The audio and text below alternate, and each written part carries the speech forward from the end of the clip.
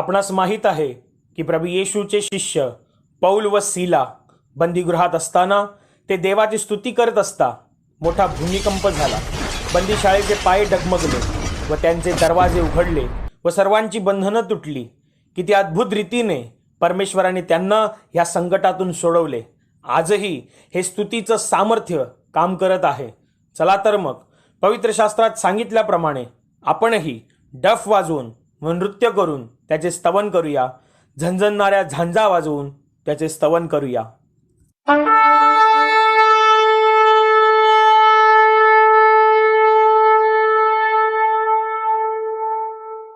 Hallelujah hallelujah hallelujah hallelujah धन्यवाद प्रभु यीशु धन्यवाद प्रभु यीशु धन्यवाद प्रभु यीशु धन्यवाद प्रभु Yeshu hallelujah hallelujah hallelujah hallelujah hallelujah या शब्दाचा अर्थ आहे देवाची स्तुती असो, देवाचा महिमा असो. आता आपण गाणी घेणार आहोत. मग सर्वांनी गाण्यामध्ये भाग घ्यायचा आहे. गीत क्रमांक 56 ख्रिस्त माझा तो सर्वांचा. गीत क्रमांक 56 ख्रिस्त माझा तो सर्वांचा. ख्रिस्त माझा तो सर्वांचा या नमात्याला तोची आपुला तारणारा या स्तवात्याला. ख्रिस्त माझा तो सर्वांचा या नमात्याला तोची आपुला तारणारा या स्तवात्याला. तो जगाचा त्राता पालक मालक या विश्वाचा क्रूसावरती अलभृणी प्राण उठला तारायाला. तो जगाचा त्राता पालक मालक या विश्वाचा क्रूसावरती अलभृणी प्राण उठला तारायाला. ख्रिस्त माझा तो सर्वांचा यान मात्याला तोची आपुला तारणारा या स्तवात्याला. तो राजांचा राजा येशू अधिपती या भुवनीचा अद्भुत मंत्री देव समर्थ पिता सनातन अमुचा. तो राजांचा राजा येशू अधिपती या भुवनेचा अद्भुत मंत्री देव समर्थ पिता सनातन अमुचा. ख्रिस्त माझा तो सर्वांचा यान मात्याला तोची आपुला तारणारा या स्तवात्याला.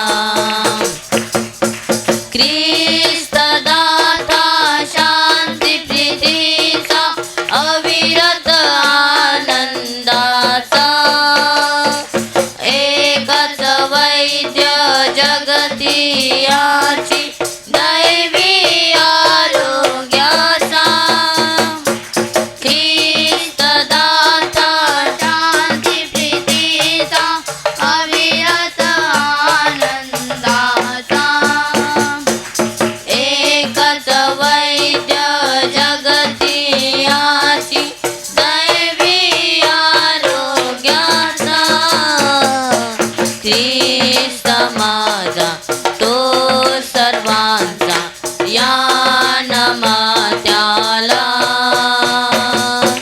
तोची आपुला तारणारा या स्तवात्याला. त्याचे वावे मनी जगाचे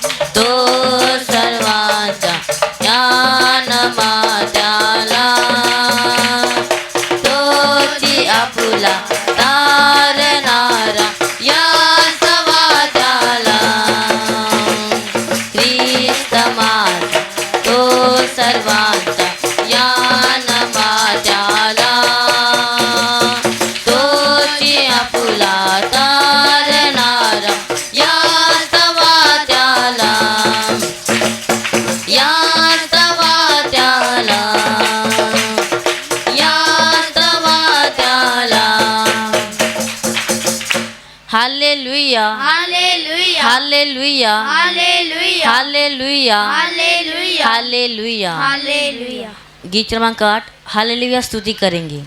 गीत क्रमांक 8 हालेलुया स्तुति करेंगे। हालेलुया स्तुति करेंगे, यीशु जी की स्तुति करेंगे। हालेलुया स्तुति करेंगे, यीशु जी की स्तुति करेंगे। Hallelujah hallelujah hallelujah hallelujah hallelujah hallelujah सदा ही स्तुति करेंगे और सदा तुझे याद करेंगे। सदा ही स्तुति करेंगे और सदा तुझे याद करेंगे। पवित्र आत्मा से भरपूर होकर तेरे लिए जय पवित्र आत्मा से भरपूर होकर तेरे लिए जिएंगे। हालेलुया स्तुति करेंगे, यीशु जी की स्तुति करेंगे। हालेलुया स्तुति करेंगे, यीशु जी की स्तुति करेंगे। Hallelujah hallelujah hallelujah hallelujah hallelujah hallelujah क्रूस पर जीवन दिया और खून भी बहाया। क्रूस पर जीवन दिया और खून भी बहाया। पाप मिटा कर पवित्र करके मुक्ति भी दे दिया। पाप मिटा कर पवित्र करके मुक्ति भी दे दिया। हालेलुया स्तुति करेंगे, यीशु जी की स्तुति करेंगे। हालेलुया स्तुति करेंगे, यीशु जी की स्तुति करेंगे। Hallelujah hallelujah hallelujah hallelujah hallelujah hallelujah hallelujah hallelujah hallelujah hallelujah hallelujah hallelujah hallelujah hallelujah hallelujah hallelujah गीत क्रमांक 68 प्रभू पुन्हा वावरतो। गीत क्रमांक 68 प्रभू पुन्हा वावरतो। प्रभू पुन्हा वावरतो, प्रभू पुन्हा वावरतो, प्रभू पुन्हा वावरतो पृथ्वीवर। प्रभू पुन्हा वावरतो, प्रभु पुन्हा वावरतो, प्रभु पुन्हा वावरतो पृथ्वीवर। अंतःकरणाचे प्रभू, अंतःकरणाचे प्रभू, अंतःकरणाचे प्रभू प्रत्येकदा। अंतःकरणाचे प्रभू, अंतःकरणाचे प्रभू, अंतःकरणाचे प्रभू प्रत्येकदा। प्रभू पुन्हा वावरतो, प्रभू पुन्हा वावरतो, प्रभू पुन्हा वावरतो पृथ्वीवर। प्रभू पुन्हा वावरतो, प्रभू पुन्हा वावरतो, प्रभु पुन्हा वावरतो पृथ्वीवर। अंतःकरणाचे प्रभू, अंतःकरणाचे प्रभू, अंतःकरणाचे प्रभू प्रत्येकदा। अंतःकरणाचे प्रभू, अंतःकरणाचे प्रभू अंतःकरणाचे प्रभु प्रत्येकदा। प्रभु फिर से मंडराता, प्रभु फिर से मंडराता, प्रभु फिर से मंडराता पृथ्वी पर। प्रभु फिर से मंडराता, प्रभु फिर से मंडराता, प्रभु फिर से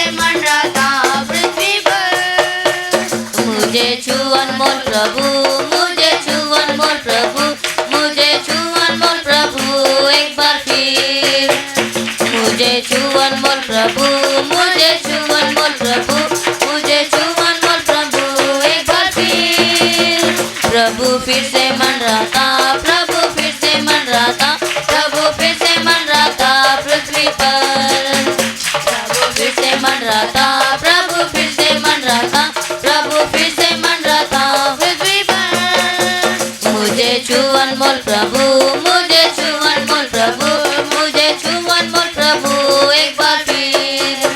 मुझे छू अनमोल प्रभु, मुझे छू अनमोल प्रभु, मुझे छू अनमोल प्रभु एक बार फिर। Hallelujah, hallelujah, hallelujah, hallelujah, hallelujah. Hallelujah. धन्यवाद प्रभु यीशु, धन्यवाद प्रभु यीशु, धन्यवाद प्रभु यीशु। धन्यवाद प्रभु Yeshu. Hallelujah, hallelujah, hallelujah. Hallelujah. गीत क्रमांक 95 प्यासा ही रंग जैसे। गीत क्रमांक 95 प्यासा ही रंग जैसे। प्यासा हिरन जैसे ढूंढे हैं जल को, ऐसे प्रभु मैं तुझे खोज रहा। ऐसे प्रभु मैं तुझे खोज रहा। प्यासा हिरन जैसे ढूंढे हैं जल को, ऐसे प्रभु मैं तुझे खोज रहा। ऐसे प्रभु मैं तुझे खोज रहा। तू ही मेरे मन की अभिलाषा, तू ही मेरे मन की अभिलाषा। तेरी पूजा नित दिन करता रहूं मैं, तेरी पूजा नित दिन करता रहूं मैं। प्यासा हिरन जैसे ढूंढे हैं जल को, ऐसे प्रभु मैं तुझे खोज रहा। ऐसे प्रभु मैं तुझे खोज रहा। सोना चांदी में तो ना मांगू, सोना चांदी में तो ना मांगो, मन तेरे प्रेम से भरता रहूं मैं, मन तेरे प्रेम से भरता रहूं मैं। प्यासा हिरन जैसे ढूंढे हैं जल को, ऐसे प्रभु मैं तुझे खोज रहा। ऐसे प्रभु मैं तुझे खोज रहा। तू जो बन जाए श्रद्धा सुमन, तू जो बन जाए श्रद्धा सुमन, पुष्प पराग सा झरता रहूं मैं, पुष्प पराग राग सा जलता रहूं मैं। प्यासा हिरन जैसे ढूंढे हैं जल को, ऐसे प्रभु मैं तुझे खोज रहा। ऐसे प्रभु मैं तुझे खोज रहा। तू जो मेरे दिल में वास करे, तू जो मेरे दिल में वास करे, पाप से नित नित डरता रहूं मैं, पाप से नित नित डरता रहूं मैं। प्यासा हिरन जैसे ढूंढे हैं जल को, ऐसे प्रभु मैं तुझे खोज रहा। ऐसे प्रभु मैं तुझे खोज रहा। प्यासा हिरन जैसे ढूंढे हैं जल को, ऐसे प्रभु मैं तुझे खोज रहा। ऐसे प्रभु मैं तुझे खोज रहा। ऐसे प्रभु मैं तुझे खोज रहा। ऐसे प्रभु मैं तुझे खोज रहा। Hallelujah, hallelujah, hallelujah. हालेलुया। धन्यवाद प्रभु यीशु, धन्यवाद प्रभु यीशु, धन्यवाद प्रभु यीशु। धन्यवाद प्रभु Yeshu. Hallelujah, hallelujah, hallelujah. Hallelujah. गीत क्रमांक 36 पित्याचा गौरव। गीत क्रमांक 36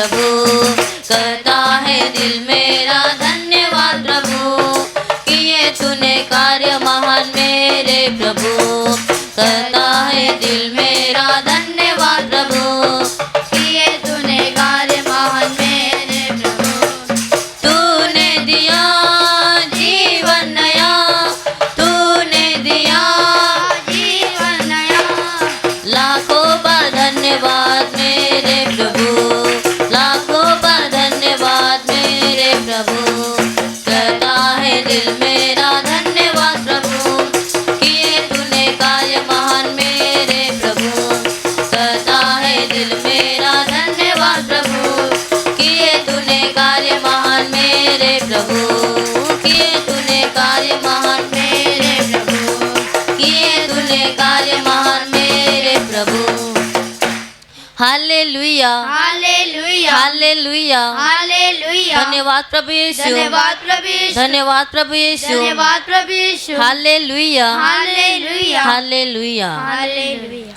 सामर्थ्याचा वर्षाव झाला प्रभूच्या घरात नाही असे पाहिले मी कधी या जगात सामर्थ्याचा वर्षाव झाला प्रभूच्या घरात नाही असे पाहिले मी कधी आज धन्य झाले कान माझे धन्य झाले डोळे प्रभूसाठी हृदय माझे धन्यवाद बोले धन्य झाले कान माझे धन्य झाले डोळे प्रभूसाठी हृदय माझे धन्यवाद बोले प्रभू तुझ्या सामर्थ्या पुढे मस्तक माझे झुके मानवाची ताकद नाही तुझ्या पुढे चाले प्रभू तुझ्या सामर्था पुढे मत माझे झुके मानवाची ताकद नाही तुझ्या पुढे चाले पाहिले मी प्रेमळ प्रभू तुझे असे प्रेम सांग कधी होणार प्रभू तुझी माझी भेट पाहिले मी प्रेमळ प्रभू तुझे असे प्रेम सांग कधी होणार प्रभू तुझी माझी भेट वाट पाहत आहे प्रभू डोळे आता माझे कधी होणार आहे प्रभू उपकार तुझे वाट पाहत आहे प्रभू डोळे आता माझे कधी होणार आहे प्रभू उपकार तुझे तुझ्यासाठी हृदय माझे झाले आहे वेळे मिठी तुझ्या येण्यासाठी पाऊल आले पुढे तुझ्यासाठी हृदय माझे झाले आहे वेडे मिठी तुझ्या येण्यासाठी पाऊल आले पुढे कधी घेणार आहेस प्रभू मला तू जवळ स्तुती तुझी किती करू मला नाही कळत कधी घेणार आहेस प्रभू मला तू जवळ स्तुती तुझी किती करू मला नाही कळत सामर्थ्याचा वर्षाव झाला प्रभूच्या घरात नाही असे पाहिले मी कधी या जगात सामर्थ्याचा वर्षाव झाला प्रभूच्या घरात नाही असे पाहिले मी कधी या जगात सामर्थ्याचा वर्षाव झाला प्रभूच्या घरात नाही असे पाहिले मी कधी या जगात सामर्थ्याचा वर्षाव झाला प्रभूच्या घरात नाही असे पाहिले मी कधी या जगात hallelujah hallelujah hallelujah hallelujah hallelujah hallelujah hallelujah hallelujah जीवनाच्या यात्रेला आहे संगतीला माझा प्रभू येशू क्षणाक्षणाला जीवनाच्या यात्रेला आहे संगतीला माझा प्रभू येशू क्षणाक्षणाला तोच मला चालवितो तोच मला रक्षितो माझ्या गरजा भागवितो तोच मला चालवितो तोच मला रक्षितो माझ्या गरजा भागवितो जीवनाच्या यात्रेला आहे संगतीला माझा प्रभू येशू क्षणाक्षणाला जीवनाच्या यात्रेला आहे संगतीला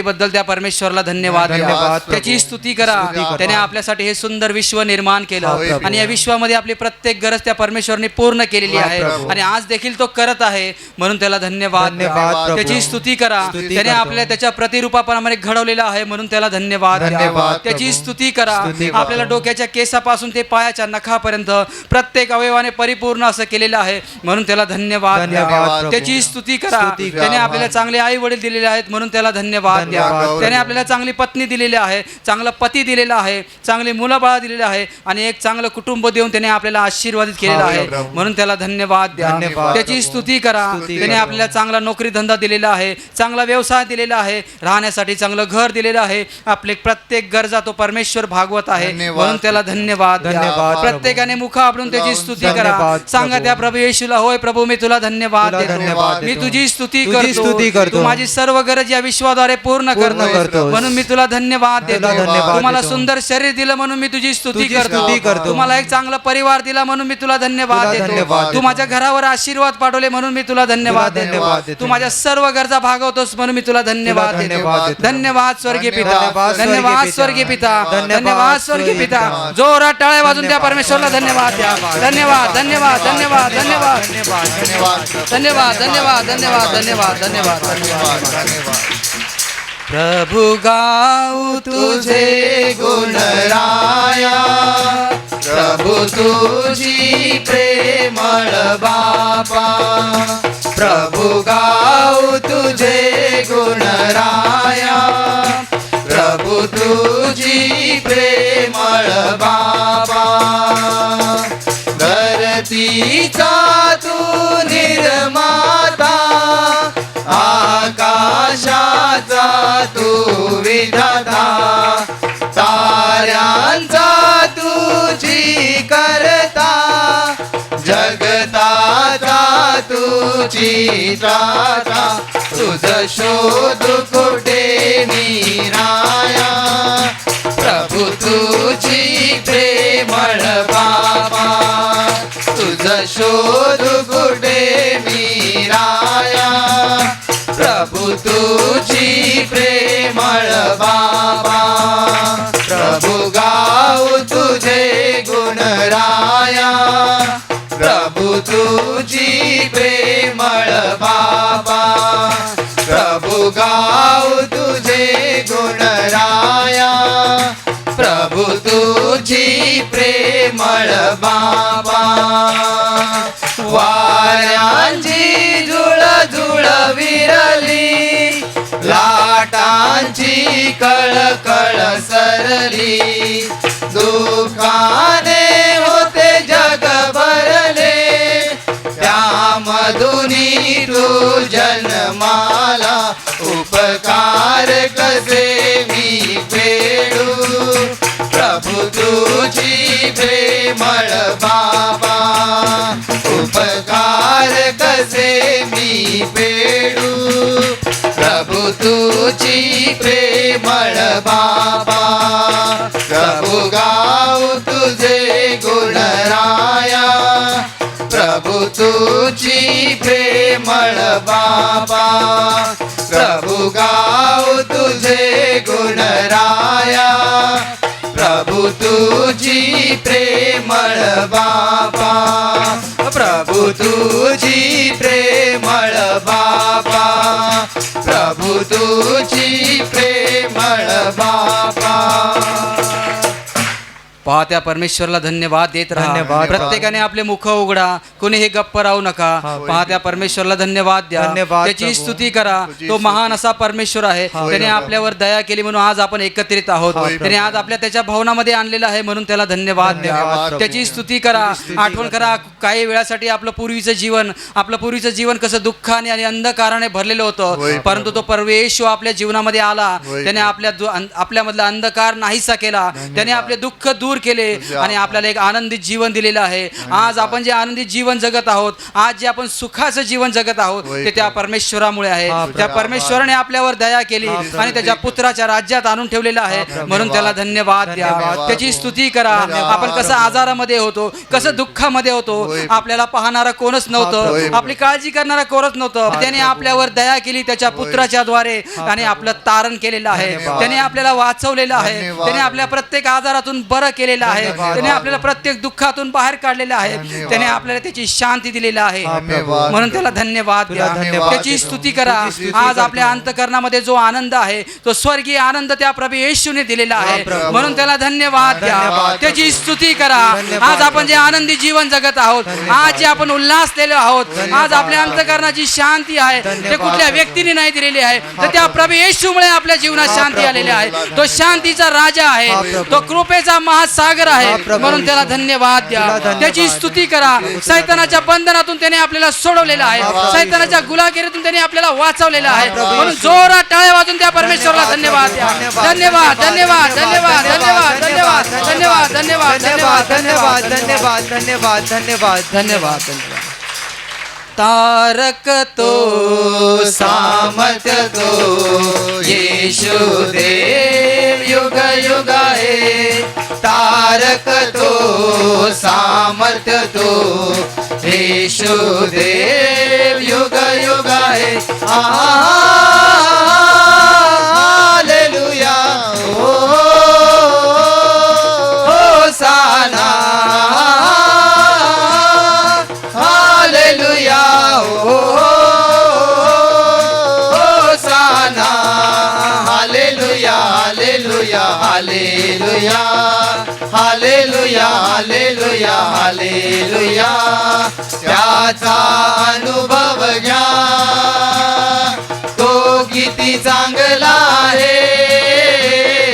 त्याचा अनुभव घ्या, तो किती चांगला आहे. सैतानी पाशातुनी आम्हाला सोडवितो. सैतानी पाशातुनी आम्हाला सोडवितो. तारक तो सामर्थ्य तो येशू देव युग युग आहे. तारक तो सामर्थ्य तो येशू देव युग युग आहे. Hallelujah hosanna. Hallelujah hosanna. Hallelujah hallelujah hallelujah hallelujah hallelujah hallelujah. चला हो आता त्याकडे महिमा स्तुती वर्णो. चला हो आता त्याकडे महिमा स्तुती वर्णो. स्वर्गीच्या देवाला असेच गीत गाऊ. स्वर्गीच्या देवाला असेच गीत गाऊ. तारक तो सामर्थ्य तो येशू देव युग युग आहे. तारक तो सामर्थ्य तो येशू देव युग युग आहे. Hallelujah hosanna. Hallelujah hosanna. Hallelujah hallelujah hallelujah hallelujah hallelujah hallelujah hallelujah hallelujah hallelujah hallelujah hallelujah hallelujah. पूर्ण अंतकरण त्या परमेश्वराजवळ आपल्या मनातले सर्व विचार बाजूला करा. पहा त्या परमेश्वराच्या प्रेमाकडे, पहा त्या परमेश्वराचं अतिप्रेम. आपण अंधकारात होतो, आपण दुःखात होतो आणि आपण सैतानाचं ऐकत होतो आणि एक दिवशी आपल्या सर्वांचा नाश होणार होता, आपण नरकात जाणार होतो. परंतु त्या परमेश्वराचे प्रेम पहा, पहा त्या निर्माणकर्त्याचे किती अफाट असं प्रेम. त्याने आपल्याला वाचवण्यासाठी स्वतःचा एकुलता एक पुत्र आपल्यासाठी दिला. पहा त्या परमेश्वराचं प्रेम. त्या प्रभू येशू ख्रिस्ताला त्याने या पृथ्वीवरती आपल्या पापांची शिक्षा भोगण्यासाठी पाठवलं. कारण की आपण पाप केली होती आणि आपण नरकात जाऊन शिक्षा भोगणार होतो. परंतु त्या परमेश्वराने आपल्यावर दया केली आणि त्याच्या पुत्राला या ठिकाणी पाठवलं पृथ्वीवरती. आपण पापी असताना तो प्रभू येशू आला आणि नुसता आलाच नाही तर त्याने आपले सर्व दुःख, सर्व आजार, सर्व वेदना चापक्याच्या फटक्याद्वारे स्वतःच्या शरीरावरती घेतले. प्रत्येक चापकाचा फटका तो त्याच्यावर जेव्हा जेव्हा पडत होता त्याच्या शरीरातून मांस आणि रक्त बाहेर पडत होते. ते केवळ आणि केवळ आपल्यासाठी तो प्रभू येशू ख्रिस्त चापकाचा मार सहन करत राहिला. त्याने डोक्यावरती विषारी काट्याचा मुकुट देखील झेलला केवळ आपल्या पापासाठी. कारण का आपण या बुद्धीने वाईट विचार केले. त्या प्रभू येशू ख्रिस्ताला त्याची शिक्षा देण्यात आली. त्याच्या मस्तकावरती विषारी काट्याचा मुकुट घालण्यात आला. ते काटे आपल्यासाठी होते, परंतु त्या प्रभू येशूने ते काटे आपल्या डोक्यावरती घेतलं केवळ आपल्याला वाचवण्यासाठी. पहा त्या परमेश्वराचे प्रेम आणि या प्रेमाबद्दल त्या परमेश्वराला धन्यवाद द्या. सांगा त्या प्रभू येशू ख्रिस्ताला, होय प्रभू येशू, माझ्या पापांची शिक्षा तू घेतलीस आणि तू मला वाचवलंस. प्रभू येशू, मला कोणच वाचू शकत नव्हतं, परंतु तू मला वाचवलंस. तुझ्या चापक्याच्या फटक्याने मी निरोगी झालेलो आहोत. तुला बसलेल्या माराने मी निरोगी झालेलो आहे. म्हणून मी तुला धन्यवाद देतो. मी तुला धन्यवाद देते. प्रभू येशू, तू माझ्यासाठी स्वतःचं पवित्र रक्त वाहिलं आहे. तुझ्या रक्ताने तू माझी सर्व पाप धुतलीस. मला वाचवणारा कोणीच नव्हतं, परंतु तू स्वतःचा देह तोडून फोडून दिलास आणि मला वाचवलंस. त्या क्रूसावरती तू तुझा प्राण दिलास, स्वतःचं जीवन अर्पिलस आणि मला नवीन जीवन दिलंस. आज हे जीवन माझं ऋणी आहे. आज मी तुझा ऋणी आहे. मी तुला धन्यवाद देतो प्रभू येशू. माझा आत्मा तुला धन्यवाद देतो. माझं हृदय तुला धन्यवाद देतो. धन्यवाद प्रभू येशू, धन्यवाद प्रभू येशू, धन्यवाद प्रभू येशू, धन्यवाद. माझ्या गुन्ह्यासाठी दिलास तू प्राण, माझ्या मुक्तीसाठी तुझे बलिदान. माझ्या गुन्ह्यासाठी दिलास तू प्राण, माझ्या मुक्तीसाठी तुझे बलिदान. अपराध माझा शिक्षा झाली तुला, दिले तुला क्रूसी, मुक्ती मिळे मला. अपराध माझा शिक्षा झाली तुला, दिले तुला क्रूसी, मुक्ती मिळे मला. माझ्या गुन्ह्यासाठी दिलास तू प्राण, माझ्या मुक्तीसाठी तुझे बलिदान. स्वीकारिला प्याला अपार दुःखाचा, घाम माझ्यासाठी गाळीला रक्ताचा. स्वीकारिला प्याला अपार दुःखाचा, घाम माझ्यासाठी गाळीला रक्ताचा. माझ्या गुन्ह्यासाठी दिलास तू प्राण, माझ्या मुक्तीसाठी तुझे बलिदान माझ्या पापासाठी चाबकाचा मार वाही माझ्यासाठी क्रूसाचा तू भार माझ्या पापासाठी शाबकाचा मार वाहे माझ्यासाठी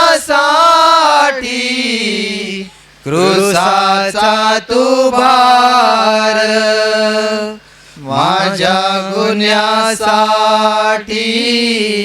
दिलास तू प्राण माझ्या मुक्तीसाठी तुझे बलिदान माझ्या गुन्ह्यासाठी दिलास तू प्राण माझ्या मुक्तीसाठी तुझे बलिदान तुझे बलिदान तुझे बलिदान. पहा आता आपण त्या महान परमेश्वराची जो स्वर्गात विराजमान आहे त्याची आराधना करणार आहात. तर ज्यांना ज्यांना शक्य आहे त्यांनी गुडघ्यावर यायचं आहे. पहा तो महान परमेश्वर स्वर्गात विराजमान आहे. त्यांनी सांगितलं आहे, त्याचं वचन सांगत आहे की त्याने आपल्या डोक्यावरचे केस देखील मोतलेले आहेत. असा तो महान परमेश्वर आहे, असा तो प्रेमळ परमेश्वर आहे. पहा चिमण्या 2 दमड्यास विकतात, परंतु त्या परमेश्वरात एकीचाही विसर पडत नाहीये. पहा तर आपलं परमेश्वर सांगत आहे की तुम्ही किती मौल्यवान आहात. आपण त्याच्यासाठी मौल्यवान आहोत आणि त्याची करडी नजर आपल्यावरती आहे. म्हणून आपले दोन्ही हात उंच करा, पूर्ण अंतःकरणाने त्याची आराधना करा, पूर्ण मनाने त्याची उपासना करा. प्रभु मेरा जीवन तूने कितनी आशीषों से भरा. प्रभु मेरा जीवन तूने कितनी आशीषों से भरा. इसलिए मैं कहता हूँ कि तुझसे प्यार है मुझे. इसलिए मैं कहता हूँ कि तुझसे प्यार है मुझे. और ऊंचा ऊंचा तेरा नाम भी.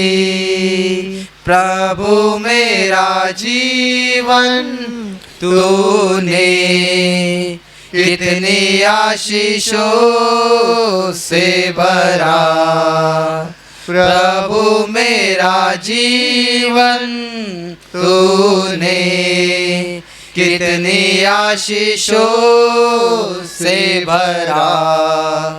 इसलिए मैं कहता हूँ कि तुझसे प्यार है मुझे. इसलिए मैं कहता हूँ कि तुझसे प्यार है मुझे. और ऊंचा ऊंचा तेरा नाम भी. और ऊंचा ऊंचा तेरा नाम भी.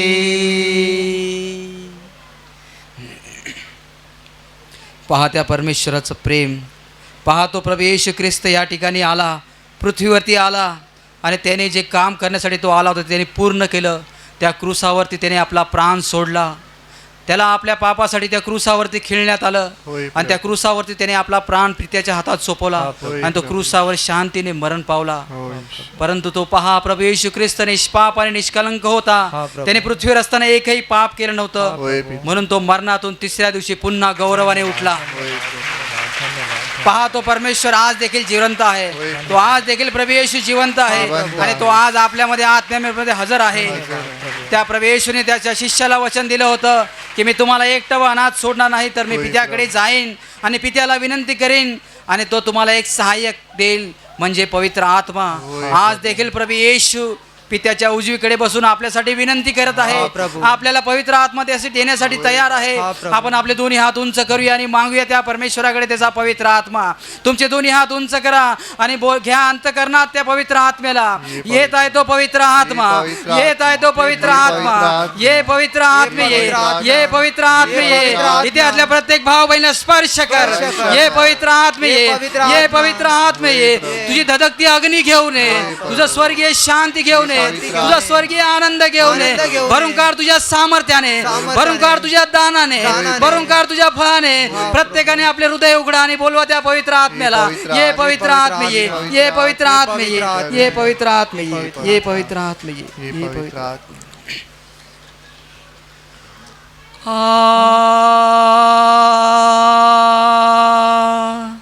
पवित्र आत्मा तू आजा.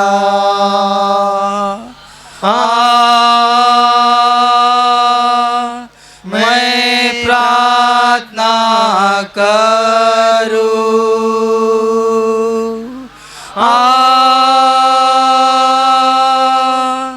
अपनी शक्ति में आजा.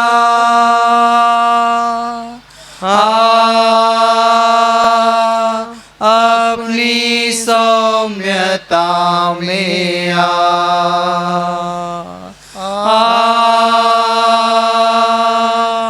पवित्र आत्मा तू आजा.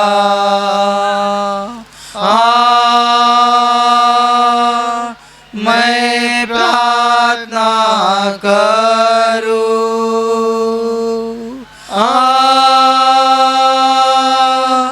अपनी शक्ति में आजा.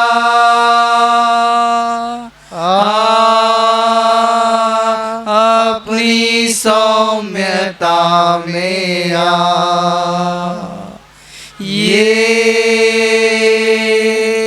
पवित्र आत्मा तू ये ना. हीच प्रार्थना करतो. ये आपली शक्ती घेऊन ये ना. ये आपल्या सौम्यतेने ये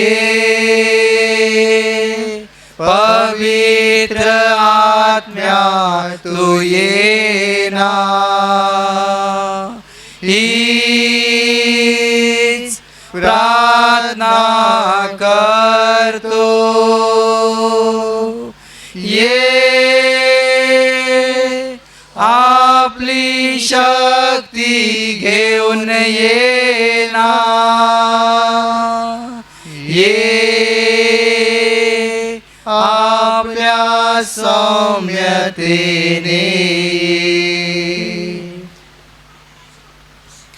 धन्यवाद स्वर्गीय पिता, धन्यवाद. धन्यवाद स्वर्गीय पिता, धन्यवाद स्वर्गीय धन्यवाद पिता. प्रभु येशू, धन्यवाद धन्यवाद प्रभु येशू, धन्यवाद धन्यवाद पवित्र आत्मा, धन्यवाद धन्यवाद पवित्र आत्मा, धन्यवाद. धन्यवाद धन्यवाद धन्यवाद धन्यवाद.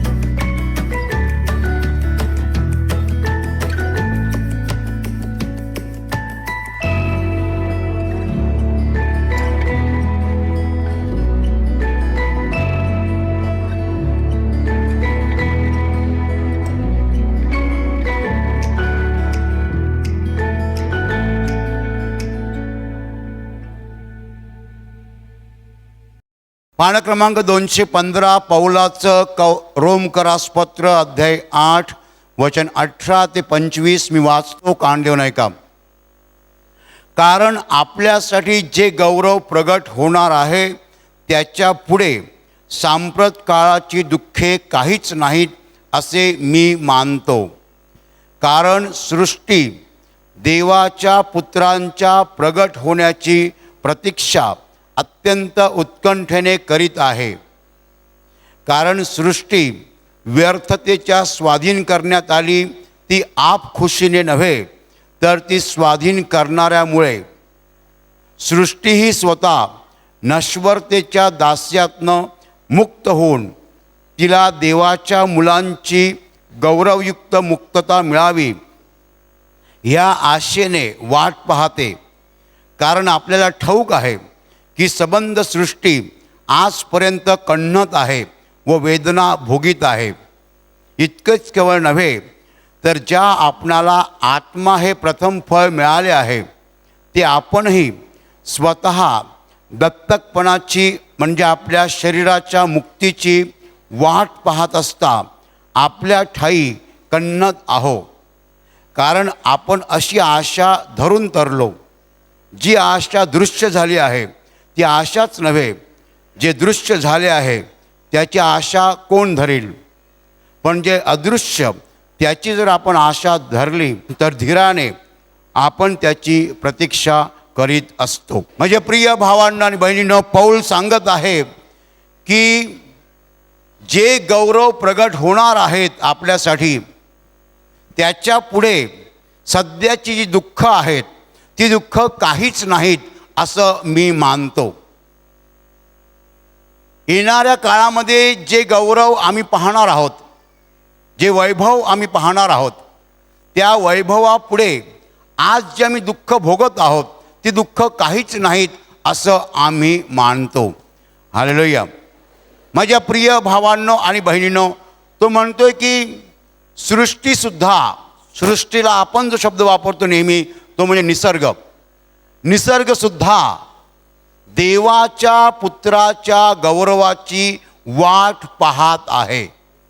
म्हणजे नक्की काय, हे जग नष्ट होणार आहे आणि पुढचं जग जे येणार आहे ते जग देवाच्या पुत्रांनीच भरलेलं असेल आणि त्यामुळे त्या जगामध्ये दुःख नसेल, अश्रू नसतील, कोणत्याही प्रकारचं वाईट नसेल, अनिती नसेल. अशा एका जगाची निसर्ग वाट पाहत आहे. Hallelujah, hallelujah. देवाच्या पुत्रांच्या गौरवाची निसर्ग वाट पाहत आहे. कारण हा निसर्ग, ही सृष्टी जी व्यर्थतेच्या स्वाधीन करण्यात आली ती आप खुशीने नव्हे तर स्वाधीन करणाऱ्यामुळे ह्या जगामध्ये जे काही वाईट चाललेलं आहे, जी काही व्यर्थता आहे ती व्यर्थता मनुष्यामुळे आलेली आहे, ती व्यर्थता निसर्गामुळे आलेली नाही आहे. आंब्याच्या झाडाने पाप केलं म्हणून जग वाईट झालं नाही. आंब्याच्या झाडाचा दोष नाही आहे, सूर्याचा दोष नाही आहे, चंद्राचा दोष नाही आहे, डोंगराचा दोष नाही आहे. पाप हे माणसाने केलं आणि म्हणून निसर्गावरती ही अवस्था आलेली आहे. पुष्कळ ठिकाणी दुष्काळ पडतात, पुष्कळ ठिकाणी भूकंप होतात. निसर्ग वेदना भोगत आहे, निसर्ग दुःख भोगत आहे. पण ते निसर्गाच्या स्वतःच्या पापामुळे नव्हे तर माणसाच्या पापामुळे निसर्गाला दुरावस्था प्राप्त झालेली आहे. एखाद्या भागामध्ये जेव्हा दुष्काळ पडतो आणि जमीन सुकून जाते, जमिनीला तडे जातात, पाण्याचा थेंब तिकडे मिळत नाही आणि प्राणी मरून जातात, तर त्या ठिकाणी जी जमीन आहे त्या जमिनीने पाप केलं का? अजिबात नाही. त्या ठिकाणच्या माणसाने पाप केलेलं आहे. जमिनीने पाप केलेलं नाही, झाडांनी पाप केलेलं नाही आहे, पशुप्राण्यांनी पाप केलेलं नाही आहे, पक्ष्यांनी पाप केलेलं नाही आहे. निसर्गाचं पाप नाही आहे. ते निसर्ग ज्या दुरावस्थेला पोहोचलेला आहे त्याचं कारण निसर्गाच्या स्वतःच्या पापामुळे नव्हे, आप खुशीने नव्हे तर स्वाधीन करणाऱ्यामुळे. स्वाधीन करणारा मनुष्य आहे. ह्या जगाला सैतानाच्या स्वाधीन कोणी केलं? मनुष्याने केलं. मनुष्य सैतानाचं ऐकायला लागला म्हणून संपूर्ण जग सैतानाच्या हातात गेलं. Hallelujah, hallelujah, hallelujah. माझ्या प्रिय भावांनो आणि बहिणींनो, पौल सांगत आहे की सृष्टी प्रारंभापासून कण्हत आहे आणि वेदना भोगत आहे. ह्या जगावरती जी काही संकट येतात, ज्या काही आपत्ती येतात, त्या आपत्ती माणसाच्या पापामुळे येतात आणि सृष्टीला मात्र भोगायला लागतात. जमिनीला जेव्हा तडे जातात, पाण्याचा थेंब नसतो, सगळं सुकून जातं, तेव्हा सृष्टीची अवस्था अतिशय वाईट होते. पण ही तिची अवस्था कशामुळे झाली? माणसाच्या पापामुळे झाली. Hallelujah, hallelujah.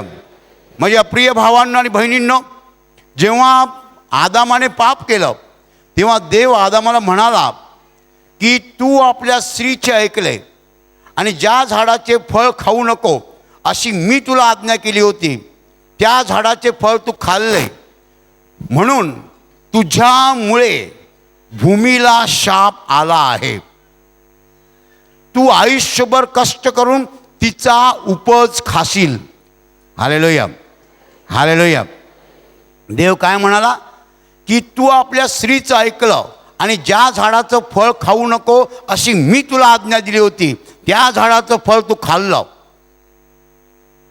म्हणून तुझ्यामुळे भूमीला शाप आलेला आहे. तू आयुष्यभर कष्ट करून तिचा उपज खाशील.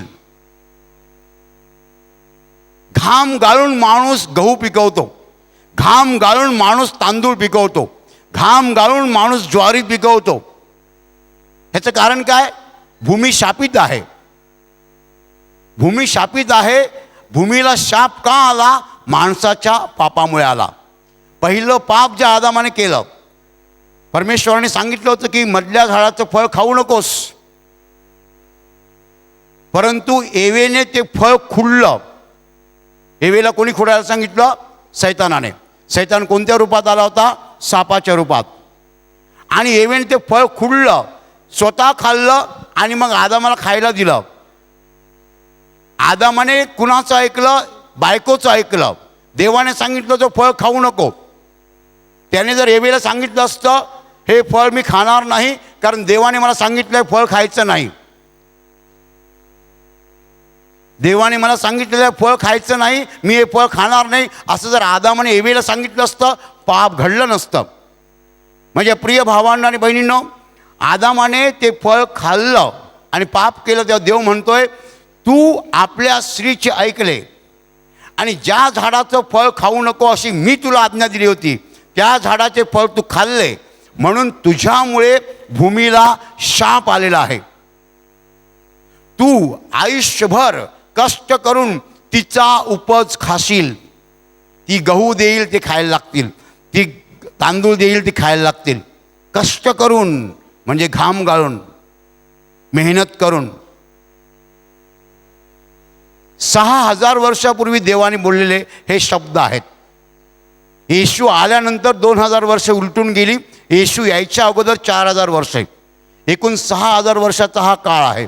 6000 वर्षापूर्वीचे देवाचे शब्द आहेत. आजही आपण कष्ट करून तांदूळ खातो, आजही आपण कष्ट करून गहू खातो, आम्ही जमिनीचा उपज खातो.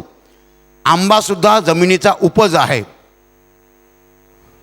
माझ्या प्रिय भावांनो आणि बहिणींनो, उत्पत्तीच्या पुस्तकामध्ये उत्पत्ती अध्याय 3 वचन 17 आणि उत्पत्ती अध्याय 1 वचन 28 असं म्हणतं. देवाने माणसाला आशीर्वाद दिला. आशीर्वाद दिला तेव्हा काय सांगितलं की फलद्रुप व्हा, बहुगुणित व्हा, पृथ्वी व्यापून टाका. हालेलुया. काय करा? पृथ्वी व्यापून टाका. आकाशातील पक्षी, समुद्रातील मासे आणि पृथ्वीवर संचार करणारे प्राणी यावर सत्ता चालवा. पण आज आपल्याला हे दिसत नाही आहे. माणूस व्यापलेला दिसत नाही आहे आणि अशा रीतीने पृथ्वीवरती हा शाप आलेला आहे, भूमीवर हा शाप आलेला आहे. संपूर्ण सृष्टी वेदना भोगत आहे, दुःख भोगत आहे आणि या जगावरती मोठे शाप आलेले आहेत. माणूस ह्या जगामध्ये आनंदी नाही आहे. कारण माणूस जे काही करतो ते व्यर्थता आहे. त्याला कळत नाही आहे त्याने काय करायला पाहिजे.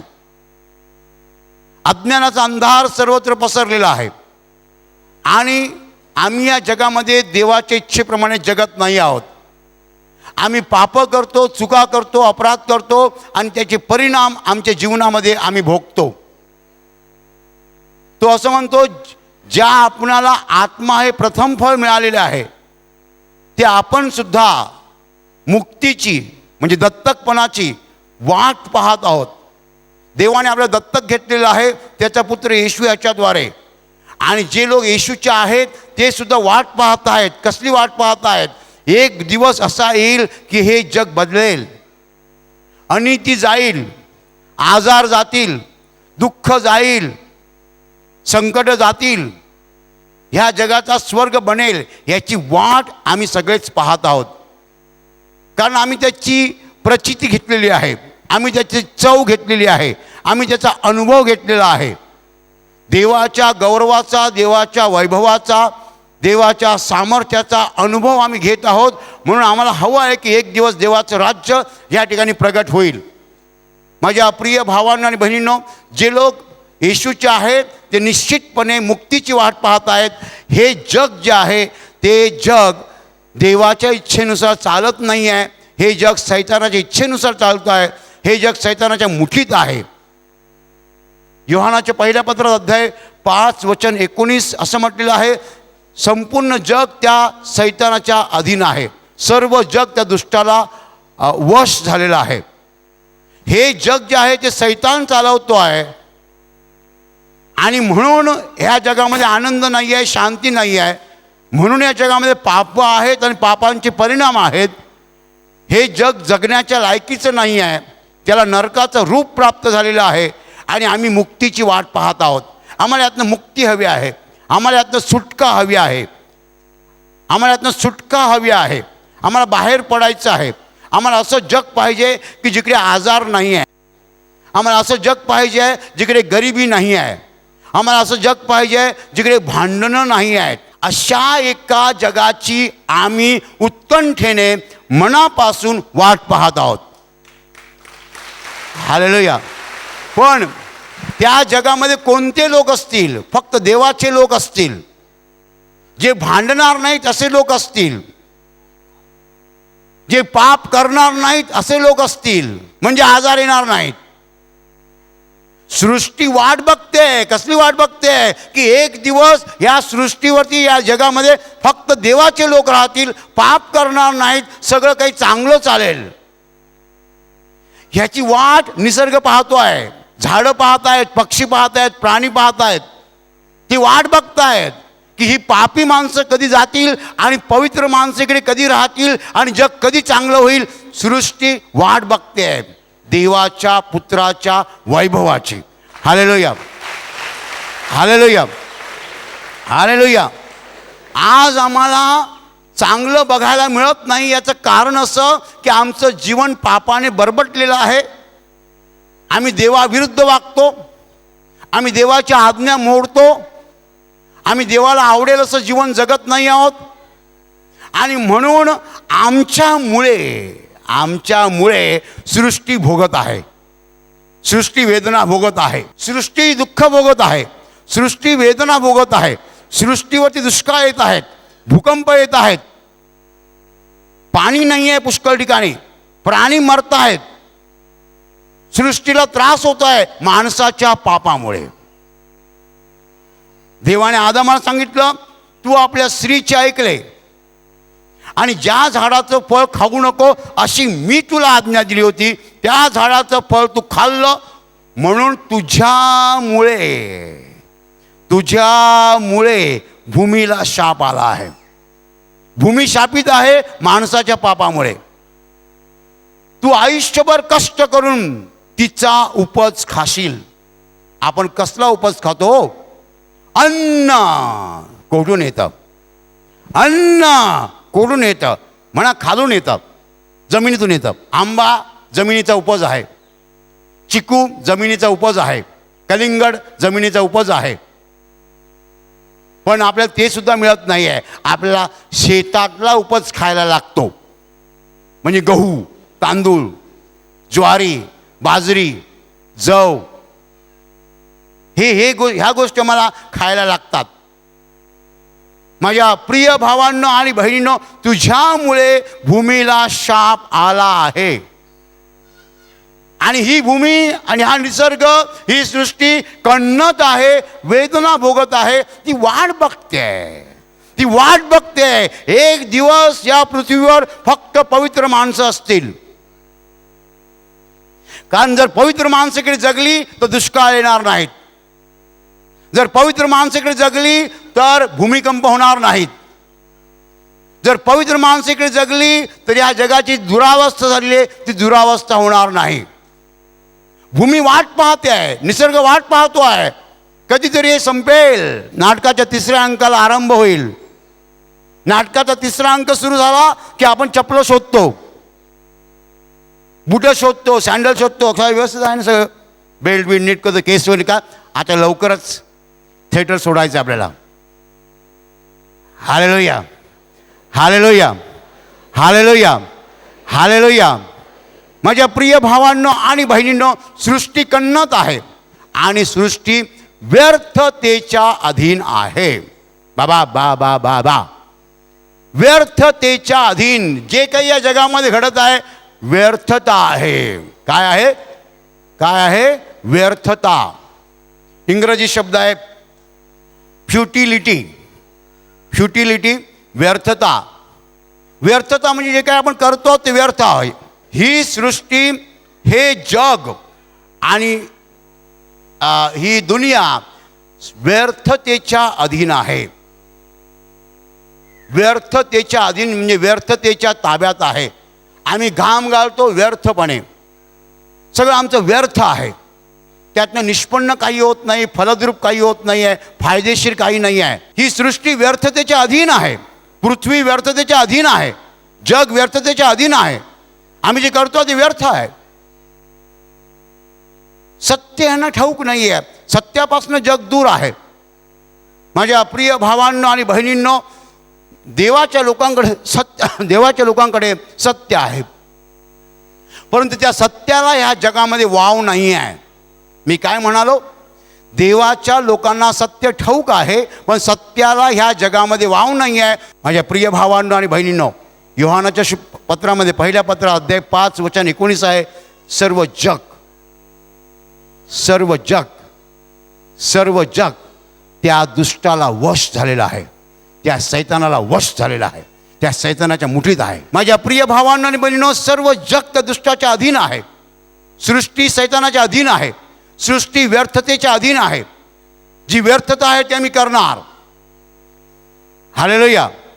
आणि आता मी पुन्हा त्या वचनाकडे येतो. देवाने जेव्हा जग निर्माण केलं तेव्हा देव माणसाला आशीर्वाद देऊन बोलला, उत्पत्ती 1:18, की फलद्रूप व्हा, बहुगुणित व्हा, पृथ्वी व्यापून टाका. आज 6000 वर्षानंतर आम्ही पृथ्वी व्यापत नाही आहोत. आम्ही खेडी सोडून शहराकडे चाललो. देव म्हणतो पृथ्वी व्यापून टाका. आम्ही पृथ्वी व्यापत नाही आहोत. आम्ही पसरण्याऐवजी जवळ येत आहोत. म्हणजे जग देव चालवत नाही आहे, सैतान चालवतो आहे. माझ्या प्रिय भावांनो आणि बहिणींनो, या जगाला शिकवणारा कोण आहे? देव? अजिबात नाही. या जगाचा शिक्षक कोण आहे? देव? अजिबात नाही. या जगाचा मार्गदर्शक आणि नियंता कोण आहे? देव? अजिबात नाही. सैतान. सर्व जग त्या दुष्टाच्या अधीन आहे आणि म्हणून हे जग व्यर्थतेच्या अधीन झालेलं आहे. माझ्या प्रिय भावांनो आणि बहिणींनो, ह्या जगाला शेवट आहे आणि देव हे जग मुक्त करेल.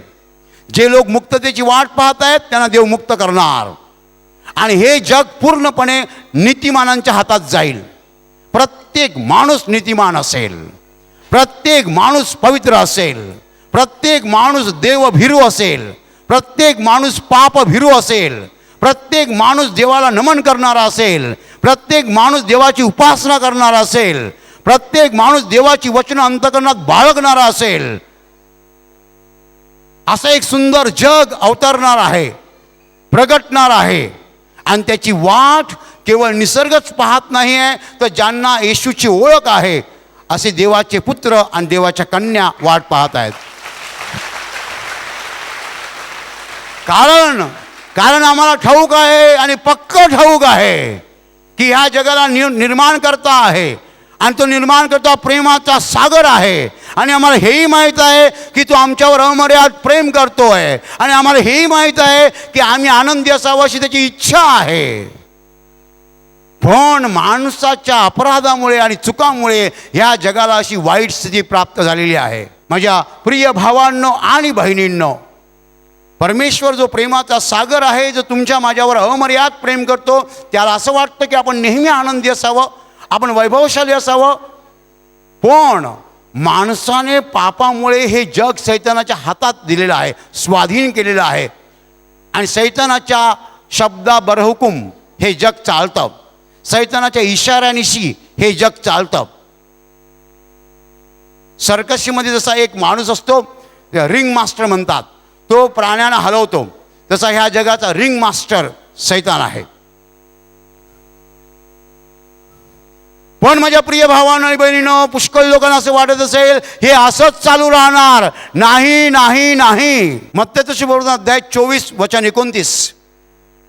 त्या दिवसातील संकटानंतर लागले सूर्य अंधकारमय होईल, चंद्र प्रकाश देणार नाही, आकाशातील तारे गळून पडतील आणि आकाशातील बळे डळमळतील. तेव्हा वचन 30, तेव्हा मनुष्याच्या पुत्राचे चिन्ह आकाशात प्रगट होईल. मग पृथ्वीवरील सर्व जातीचे लोक शोक करतील व ते मनुष्याच्या पुत्राला म्हणजे येशूला मोठ्या पराक्रमाने व वैभवाने मेघावर आरूढ होऊन येताना पाहतील.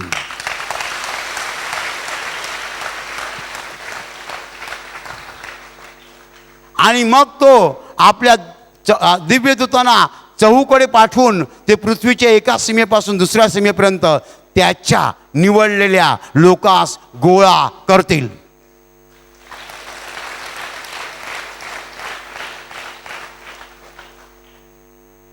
पुष्कळ लोकांना असं वाटतं जे चाललंय तसंच चालू राहणार. अजिबात नाही. जे चाललंय त्याचं शूटिंग चालू आहे, वरती शूटिंग चालू आहे. प्रत्येक सेकंद देवाचा कॅमेरा टिपतोय. Hallelujah, hallelujah. जे काही या जगामध्ये घडत आहे त्याचा सेकंद आणि सेकंद परमेश्वर टिपत आहे. आणि देव म्हणतोय मी वाट बघतोय, धीराने सहन करतोय. पेत्राच्या पहिल्या पत्रात म्हटलेलं आहे कोणाचा नाश व्हावा अशी त्याची इच्छा नाही आहे, तर सर्वांनी पश्चाताप करावा अशी त्याची इच्छा आहे. हालेलुया. तुम्ही पाप करताना तुम्ही नरकात जावे अशी देवाची इच्छा नाही आहे. तुम्ही पश्चाताप करावा, देवाकडे क्षमा मागावी आणि स्वर्गात जावं अशी देवाची इच्छा आहे.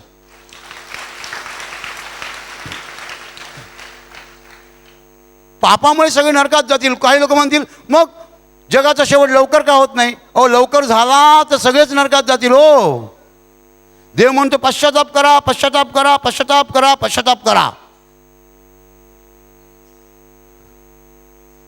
बदला, परिवर्तन घडवून आणा, चाल बदला, मार्ग बदला, वाकडी चाल सोडून द्या, सरळ मार्गाने चला. परमेश्वर पश्चातापाला संधी देत आहे. माझ्या प्रिय भावांनो आणि बहिणींनो, तुमच्या पुष्कळ लोकांना असं वाटत असेल की काय होणार, काय होणार, काय होणार. काही काळजी करू नका. जे होणार आहे ते अगोदर देवाने सांगितलेलं आहे. या जगाला फुल स्टॉप आहे, पूर्णविराम आहे. आणि हे जग बदलून देव नवीन जग निर्माण करेल, ज्याच्यामध्ये नीतिमान लोक राहतील, देवभीरू पापभीरू लोक राहतील. आणि त्यावेळेस सगळं सुंदर असेल. नवी सृष्टी मी निर्माण करतो, नवं जग मी निर्माण करतो, जिकडे देव हा राजा असेल, सैतानाला चान्स नसेल. सगळी लोक देवाचंच ऐकतील, सैतानाचं ऐकणार नाही. आणि देवराज्य इकडे अवतरेल, प्रगटेल. आणि त्या देवराज्यामध्ये अखिल मानवता आनंदाने, शांतीने, विकासाने भरून जाईल. अशा एका जगाची आपण आतुरतेने, उत्कंठेने वाट पाहत आहोत. केवळ आपणच नव्हे तर सृष्टी वाट पाहत आहे. म्हणून माझ्या प्रिय भावांना आणि बहिणींनो, आपण आनंद केला पाहिजे. कारण जिवंत देवाची ओळख आपल्याला त्याचा पुत्र येशू ह्याच्याद्वारे झालेली आहे. आणि जेवढे लोक येशूच्या द्वारे देवावर विश्वास ठेवतात त्यांनी आनंद करायला पाहिजे, कारण त्यांचं स्वर्गातलं स्थान रिझर्व आहे, आरक्षित आहे. Your mansion in the heaven is already constructed. स्वर्गातला तुमचा महाल बांधला गेलेला आहे, तिकडे तुम्ही जाणार आहात. जर येशूच्या द्वारे तुम्ही देवपित्यावर जर विश्वास ठेवता तर निश्चितपणे तुम्ही स्वर्गात जाणार आहात. हालेलुया.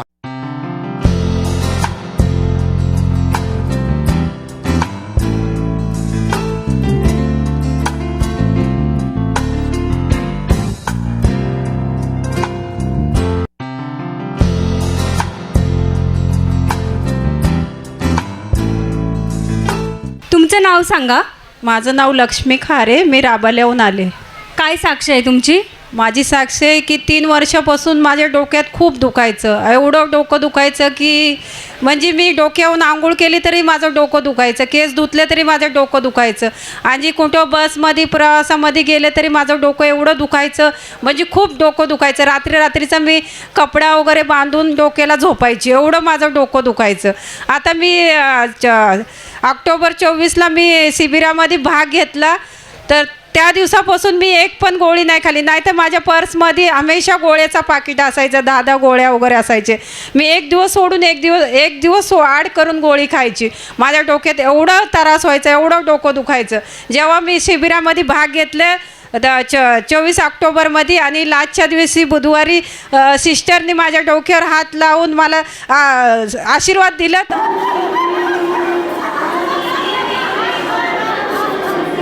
तेव्हापासून माझं डोकं अजूनपर्यंत एक दिवस पण डोकं नाही धुतलं, आणि मी एक सुद्धा गोळी खाल्ली नाही आहे. ताई, तुम्हाला एवढा भयानक डोकेदुखीचा त्रास होता? हो, डॉक्टरकडे गेले तर डॉक्टरनी मला बोलले चष्मा लागेल तुम्हाला, आणि MRI करावं लागेल, हे करावं लागेल, ते करावं लागेल. मला भरपूर सांगितलं होतं, पण मी काय केलं नाही. मी गोळी खायची, तेवढ्यापुरती बरं वाटायचं, आणि ते पण एक गोळी 8 रुपयाची गोळी खायची. मी पॉवरफुलवाली गोळी खायची, आणि ते अनेक दुसरी गोळीने मला राहतच नव्हतं. एवढं ते मेडिकलवाला म्हणायचं की मावशी तुम्ही एवढे पॉवरचे गोळ्या खाऊ नका असं बोलायचं, तरी पण मी खायची. जेव्हा मी 24 ऑक्टोबरला भाग घेतला तेव्हापासून माझ्या डोक्यात अजून पण दुखलं नाही, आणि मी एक सुद्धा गोळी खाल्ली नाही आहे. तुम्ही जेव्हा डोक्यावरून आंघोळ करायचे तेव्हा देखील तुम्हाला डोकं दुखायचं? डोक्यावरून आंघोळ केले तरी माझं डोकं, केस ओले राहिले तरी माझं डोकं दुखायचं. एवढा तुम्हाला त्रास होत होता? 3 वर्ष? 3 वर्ष. पण तुम्ही ऑक्टोबर महिन्यामध्ये निवासी शिबिरात डहाणूला भाग घेतलात, आणि तेव्हापासून आता 3 महिने झाले जवळपास, तरी तुम्हाला आता डोकेदुखीचा त्रास होत नाही तसा? एक दिवस पण नाही डोकं दुखलं माझं. प्रभूने तुम्हाला या भयानक डोकेदुखीच्या त्रासातून मुक्त केलं आहे. हो. तुमची पुढची काय साक्ष आहे? आजी माझी पुढची साक्ष आहे की मी कामाला गेलते, नाईटला मी कामाला जाते. मी नाईटवरून काम करून आले, आणि माझ्या मुलाला डब्बा वगैरे केला, आणि मी सिस्टरांचे गाणे वगैरे ऐकत मी मोबाईलमध्ये मी झोपून गेले, आणि माझा मुलगा पाणी गरम केलं, आणि हीटर खिड्याला अडकून गेला तसंच, आणि बकेट काढला, हीटर चालूच होतं. आणि सकाळी 9 वाजता ते गेला घरातून निघून. 9 वाजता मी झोपून गेले, सिस्टरांचे गाणे ऐकत प्रचार ऐकत. तसेच मला झोप लागली, आणि त्या हीटरवर पण मला लक्ष नव्हतं. आणि जे हीटर चालू होतं तर सकाळी 9 वाजल्यापासून तर संध्याकाळी 4 वाजेपर्यंत ते हीटर पूर्ण जळून राख पडत होतं त्याच्यातनं.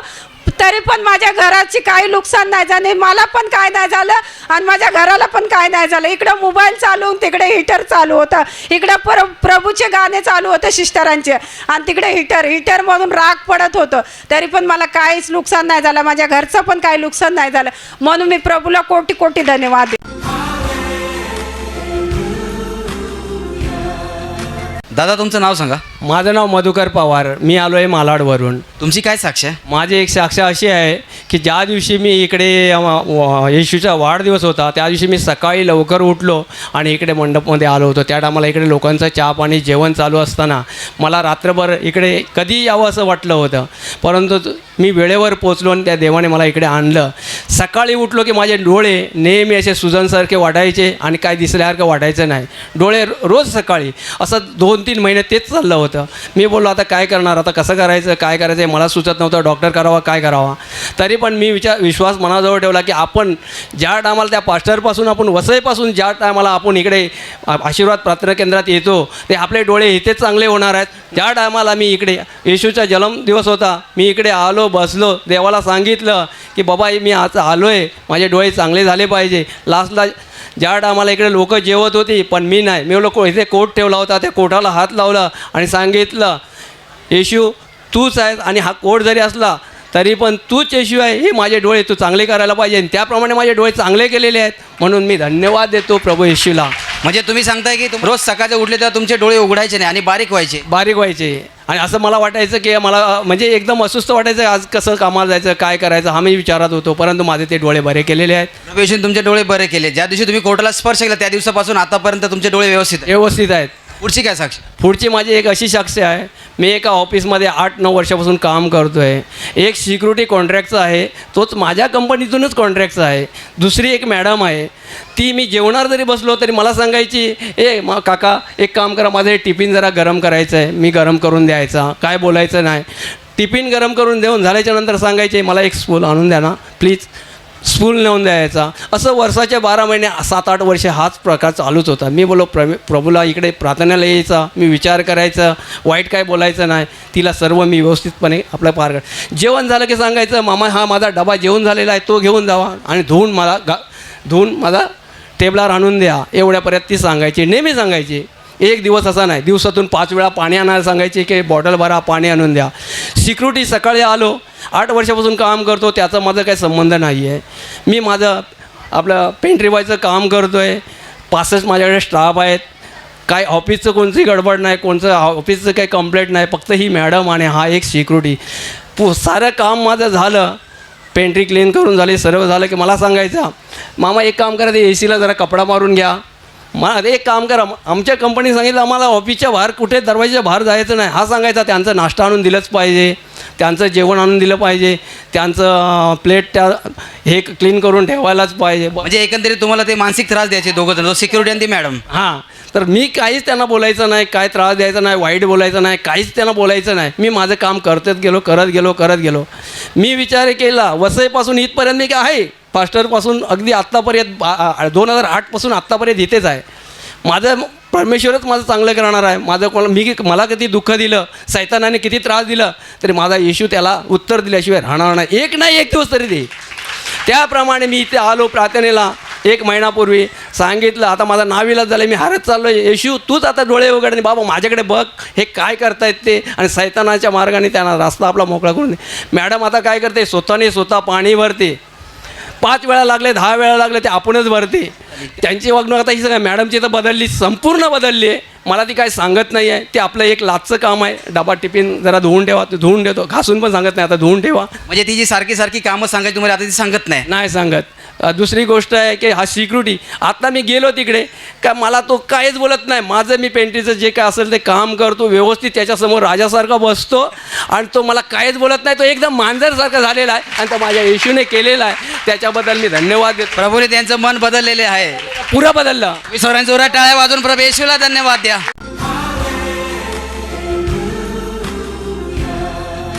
तुमचं नाव काय? अनुष्का भुवड.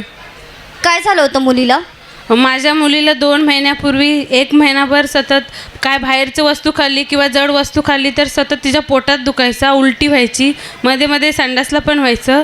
तर मी डॉक्टरकडे घेऊन जायची त्रास व्हायला लागल्यावर. एक दिवस डॉक्टर बोलला माझ्याकडे तुम्ही घेऊन येता पण कदाचित तिच्या पोटात गाठीसुद्धा झाल्या असतील, हिला मोठ्या डॉक्टर दाखवून सोनोग्राफी करावी लागेल. तर मी सोनोग्राफी केली नाही, मोठ्या डॉक्टरकडे पण नेली नाही. माझा प्रभू येशूवर विश्वास होता. मी सतत तिच्यासाठी 3 वचनं बोलत राहिली, तेलाचा वापर केला आणि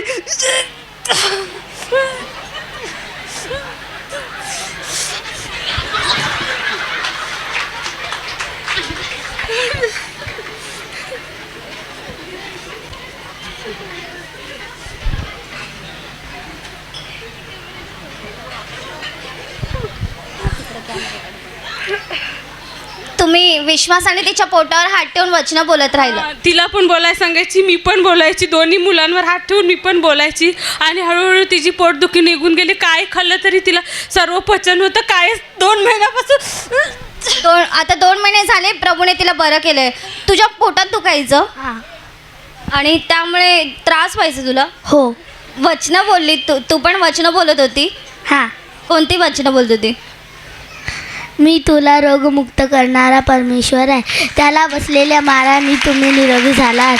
विश्वास बाळगणाऱ्याला सर्व काही शक्य आहे. हे वचनं तू पोटावर हात ठेवून बोलायची. आणि आता पोट दुखत नाही, सर्व खाते तू व्यवस्थित. हां.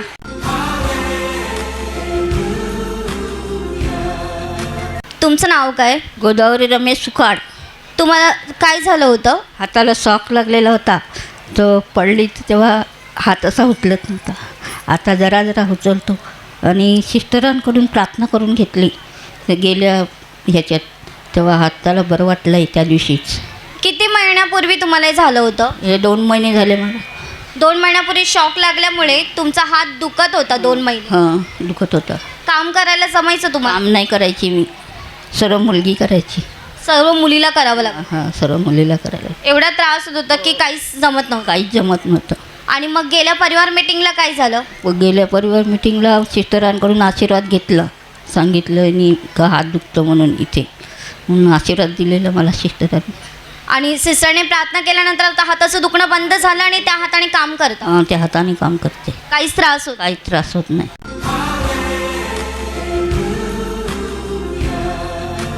तुमचं नाव काय? छाया ज्ञानेश्वर घरात. मी शिरावलीवरून आले आहे.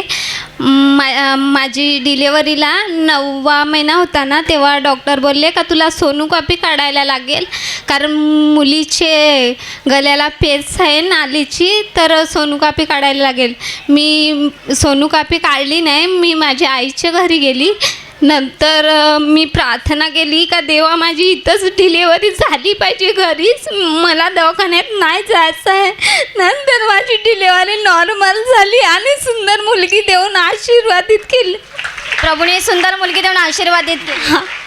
हां, नॉर्मल डिलेवरी झाली. आणि माझी अपेक्षा नव्हती का पहिला माझा मुलगा आहे आणि मुलगी झाली तरी चालेल, मुलगा झाला तरी चालेल, पण देवाने मला मुलगी, पहिला मुलगा नंतर मुलगी देऊन आशीर्वादित केलेलं, म्हणून प्रभू येशूला धन्यवाद देतो.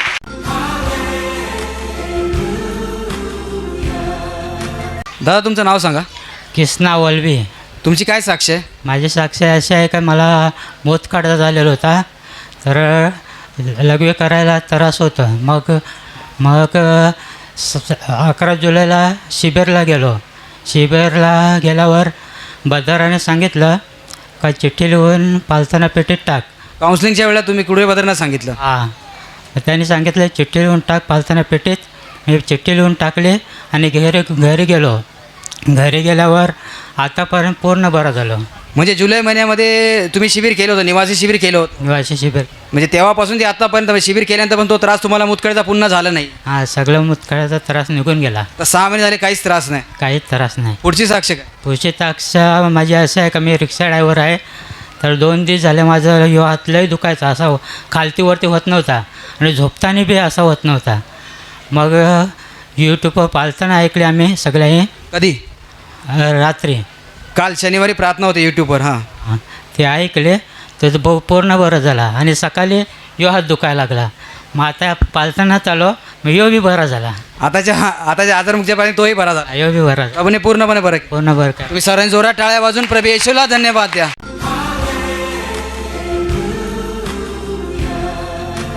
दादा तुमचं नाव सांगा. विजय मुकणे. तुमच्या पत्नीची काय साक्ष आहे? म्हणजे आमचं लग्न होऊन काहीतरी 15-20 दिवस झालेले. हिला माझ्या घरी घेऊन गेलेलो. जरा तर हिला काही सांगायला गेलो ना, मला खायलासारखे धावायची. एकदम अशी या होऊन जायची पूर्ण. घरच्यांना पण ओळखत नव्हती आणि मला पण ओळखत नव्हती. ना दिवसाचे ना रात्री. जे माझे आई वडील कोण पण जायचं नाही हिला. काम तर काहीच सांगत नव्हती घरातला, तरी पण माझी त्यांना उलट बोलायची. उलटच बोलायची, म्हणजे मला तर बोलायचीच, कोणाचं काय ऐकतच नव्हते घरामध्ये. तर 15-20 दिवस झाले. नंतर मी यांना फोन केला, बरं असं झालं आहे, मग या घेऊन आल्या. ते घरी आणली, यांच्या घरी गेली व्यवस्थित राहायची, माझ्या घरी आणली परत तसंच करायची. मग 2-4 दिवसांनी मी पण गेलो राहायला गेलो. हे बिमार पडले, याच्याबरोबरच आई पण बिमार पडली. त्या तुमच्या सासू आहेत? त्या पण बिमार पडल्या. या दोघी बिमार पडल्यानंतर माझा मेवणा आहे तो पण बिमार पडला आणि कामावर मी एकटाच जायचो. मी जाता तर मी पण बिमार पडलो. म्हणजे एकंदरीत सगळे बिमार पडले. एका दिवशी हे दोघी झाल्या, त्यानंतर मेवणा पण आणि मी पण, म्हणजे एका पाठोपाठ पूर्ण फॅमिलीच बिमार पडली. घरामध्ये रांधायला पण कोण नव्हता. 2 दिवशी आम्ही पेज प्यायचो घरामध्ये. त्या दिवशी या बोलल्या मला प्रार्थनेत फोन लावून दे, मला प्रार्थना ऐकायची आहे. त्या दिवशी या बोलल्या म्हणजे माझ्या मेवण्याला. आम्ही दोघं एकाच याच्यावर पडलेलो होतो आणि या दोघं अलग ठिकाणी. ज्यावेळेला तुमची सासू बोलली की प्रार्थना घरात फोन लावा, त्यावेळेला तुम्ही सगळे आजारी होतात? सगळे या अगोदरच होत्या, त्याच्यानंतर मी पण आणि मेवना पण. पूर्ण हातपाय चावायचे, असं 2 पावलं जरी उठून चाललो ना तरी पडायचे चक्कर येऊन. एवढा त्रास होतो तुम्हाला? त्रास होत होता घरामध्ये. आणि 4 महिने झाला घरामध्येच पडलेलो, चौघं पण. कामधंदा सगळा सुटून गेलेला. 4 महिने तुम्ही सर्व आजारी होता? सर्व आजारी, घरामध्येच पडलेले 4 महिने. तुम्हाला 4 महिन्यामध्ये तुमचं सगळं करायचं कोण म्हणजे विषय. त्याच्यानंतर संध्याकाळी यांना फोन लावून दिला प्रार्थनामध्ये.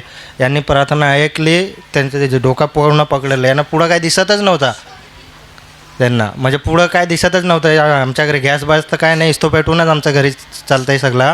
पण ते इस्तोसुद्धा पेटवता येत नव्हती यांना, म्हणजे बिमारी झाली. म्हणजे डोकेदुखीच्या त्रासामुळे त्यांना समोरचं काहीच दिसत नव्हतं? दिसत पण नव्हतं.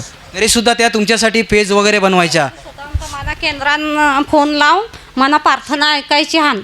तर मग त्यांनी फोन लावला केंद्रात, मी प्रार्थना ऐकली तर मी बरंही झालो. मग माझ्या दुसरे दिवस माझा पोऱ्या बिमार पडला, त्याचा हे डोका दुखायचा नाही, पाय चावायचं.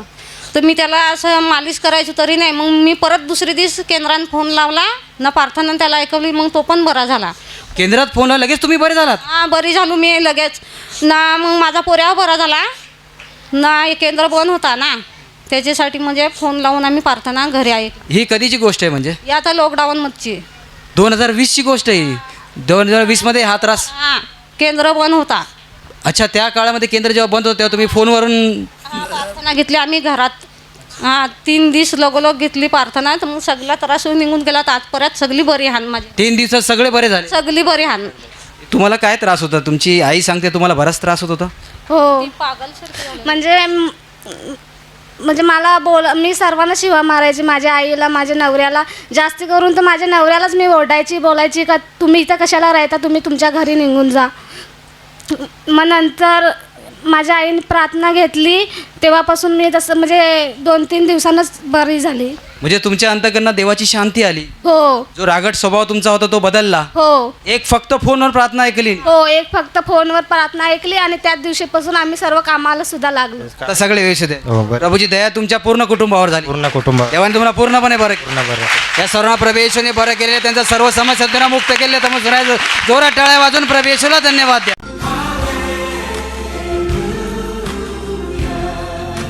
तुमचं नाव काय? माझं नाव वंदना गौतम गवई.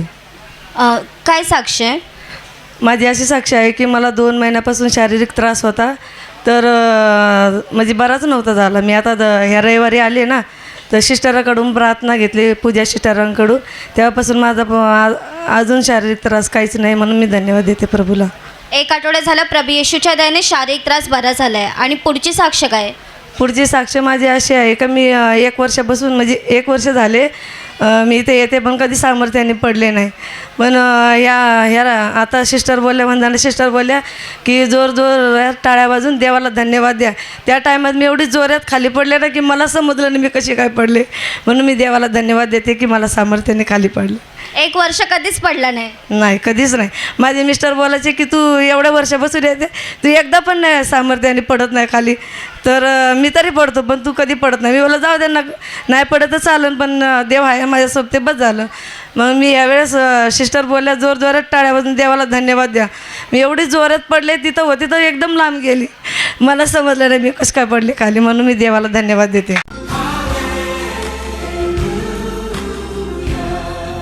दादा तुमचं नाव सांगा. माझं नाव जयेश साजगरे आहे. मी नायगाव वेस्टवरून आलेलो आहे. माझी साक्ष अशी आहे की आम्ही आतापर्यंत जी पण काय कामं वगैरे घ्यायची ना, त्या कामात अडथळे यायचे. एक तर समोरच्या मेस्त्रीकडून कामाचे अडथळे यायचे, नाही तर मग भानगडी कटकटी अशा अडथळे यायचे. म्हणजे घरच्या कामासाठी हां, कुठल्याही कामामध्ये हात टाकला तर आजूबाजूवाले त्रास वगैरे देणं वगैरे हात राहतं. तर आता संडासची आम्हाला टाकी बांधायची होती, पण विचार पडत होता की बांधताना परत तो त्रास येणार, परत कटकटी होणार, परत मेस्त्रीला पैसे देऊनसुद्धा त्रास काढा. तर मला बांधू का नाही बांधू हा विचार पडायचा. पण आता प्रार्थनेला जसं मी येत होतो, प्रार्थना करतो, विनंती प्रार्थनाचं माध्यम, व्हॉट्सअप माध्यम, मी प्रार्थना करत राहिलो आणि प्रार्थनेच्या माध्यमातून आम्ही कोटेशन काढत गेलो. तर मी प्रार्थना असं करायचो की ह्या कुठलीही कटकट न होता कमीत कमी खर्चामध्येही माझं टाकीचं काम होते. तर आम्ही कोटेशन काढलं तर मला सांगितलं की 2.5 लाख रुपये खर्च येईल. एकाने सांगितलं मला 1,20,000 खर्च येईल. तर आम्हाला भावकींमध्ये बांधायचं होतं, म्हणजे अर्धा खर्च. तर आम्ही बांधायला घेतलं तर विचार केला की आता खर्च एवढा येतो आहे, करायचं काय. तर मी प्रार्थना केली आणि विनंती प्रार्थना माध्यमाचा वापर केला आणि सांगितलं की परमेश्वर तू शांतीचा देव आहेस, मी प्रार्थनेला इकडे येतो, तू तिकडे जाऊन लक्ष दे. आणि दुसरी गोष्ट, माझा कमीत खर्चामध्ये माझं काम होऊ दे. हे दोनच गोष्टी मला फक्त होत्या. तर मला एक समोर मेस्त्री आला, मेस्त्री भेटला वगैरे आणि त्यांनी काम माझं हातात घेतलं. कुठलीही कटकट न होता काम पूर्णपणे पार पडलं आणि माझं काम 30,000मध्ये झालेलं आहे. फक्त 30,000? तर 30,000च झालेलं आहे. तुम्ही प्रार्थना केली देवाकडे? हो, प्रार्थना केली. 30,000मध्ये माझं फक्त काम टाकीच बांधून झालेली. अगोदर 1.5 लाखाचं कोटेशन सांगितलं, 2.5 लाखपर्यंत. 2.5 लाख जे कोटेशन सांगितलेलं होतं, तर मला खर्च किती होता? 70, 50, 60, 70,000 रुपये असं समजा येत होतं. पण आम्ही विचार केलेला की आम्हाला अजून कमी खर्चामध्ये आमचं काम होऊ दे. तर मग ते कमी खर्चामध्ये मग 30 म्हणजे समोरच्याला 30 आणि मला 30 असं 60,000 आमची टाकी बांधून झाली. तुम्ही सर्वांनी जोरात टाळ्या वाजून प्रभू येशूला धन्यवाद द्या.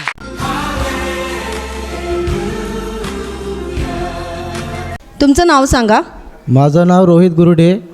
माझी साक्ष आहे का माझे 4-5 वर्ष झाले हाताला गाठ होती. मी जेव्हा इथं प्रार्थनेला आलो तेव्हा ज्या बदरच्या खबरेजवळ जो क्रूस आहे त्या एक सिस्टरनी बोलले का तो क्रूस त्या क्रूसाला स्पर्श कर ती गाठ. तेव्हा मी ती 2 वेळा गाठ स्पर्श केली आणि तेव्हापासून हळूहळू ती गाठ पूर्ण कमी झाली. आता 4-5 महिने झालेले आहे ते माझी गाठ पूर्णपणे नष्ट झालेली आहे. तुम्ही म्हणतायत की गेले 4 ते 5 वर्ष गाठ होती. कुठे होती ती लोकांना दाखवा, असं दाखवा लोकांना. या ठिकाणीवर गाठ होती. ठिकाणी गाठ होती. आणि ती गाठ केवढी मोठी होती? गाठ एवढी मोठी होती, पूर्णपणे दिसायची. मला माझे मित्र हसायचे का तू हातावरती 2-2 घड्याला घेऊन हिंडतो. मी इकडे एक घड्याला लावायचो आणि इथं पण माझे मित्र सांगायचे का अजून एक घड्याला आहे. पण ते आता पूर्णपणे देवाने नष्ट केलेलं आहे. तुम्ही असं या प्रकारे लोकांना दाखवा की गाठ कुठे होती. या भागाला गाठ होती, या भागाला गाठ होती आणि ती गाठ एवढी मोठी होती. एवढी मोठी होती. 4 ते 5 वर्ष तुम्हाला वेदना वगैरे काय व्हायचं त्यामुळे? मी जास्ती वजन काम केला का हात पूर्ण जडसारखा पडायचा. म्हणजे वजन उचलता होत नव्हतं जास्त? वजन जास्ती उचलता येत नव्हता. आता मी वजन काम सुद्धा करतो. आणि तुम्ही म्हणतात की किती महिन्यापूर्वी तुम्ही इकडे चॅपलमध्ये गेले होते प्रार्थनेसाठी? मी 3-4 महिने झाले असतील. आणि तिकडे जे क्रूस आहे त्या क्रूसावर तुम्ही ते गाठ स्पर्श केलं. हां, तेव्हापासून ती गाठ हळूहळू बारीक होत गेली आणि आता पूर्ण गेलेली आहे, पूर्णपणे नष्ट झालेली आहे. आणि तुम्हाला आता ते हाताला काही वेदना वगैरे काहीच होत नाही? काहीच वेदना नाही होत. आणि तुमच्या भावाची काय साक्षी आहे? माझी भावाची साक्षी आहे का आम्ही पहिल्यापासून केंद्रामध्ये यायचो, पण 3 महिने झाला हा भाऊ माझा देवापासून लांब गेला आणि घरापासून सुद्धा लांब गेला. तर मी नायगावच्या केंद्रामध्ये 2 वेळा विनंती चिठ्ठी टाकली विश्वासाने. आणि आता भाऊ हा 2 दिवस झालेला आहे घरी आलेला आहे आणि या प्रार्थनाला सुद्धा आलेला आहे. म्हणजे तो पूर्वी तुमच्याबरोबर प्रार्थनेत येत होता, पण 3 महिन्यापासून तो प्रार्थनेत येत पण नव्हता आणि घरीसुद्धा व्यवस्थित राहत नव्हता. हां, घरीसुद्धा नाही राहायचा आणि प्रार्थनेला सुद्धा नाही यायचा. तो बाहेरच 3 महिने फिरायचा. आम्ही त्याला फोन करायचो तरी तो सांगायचा मी येईन, पण तो येत नव्हता.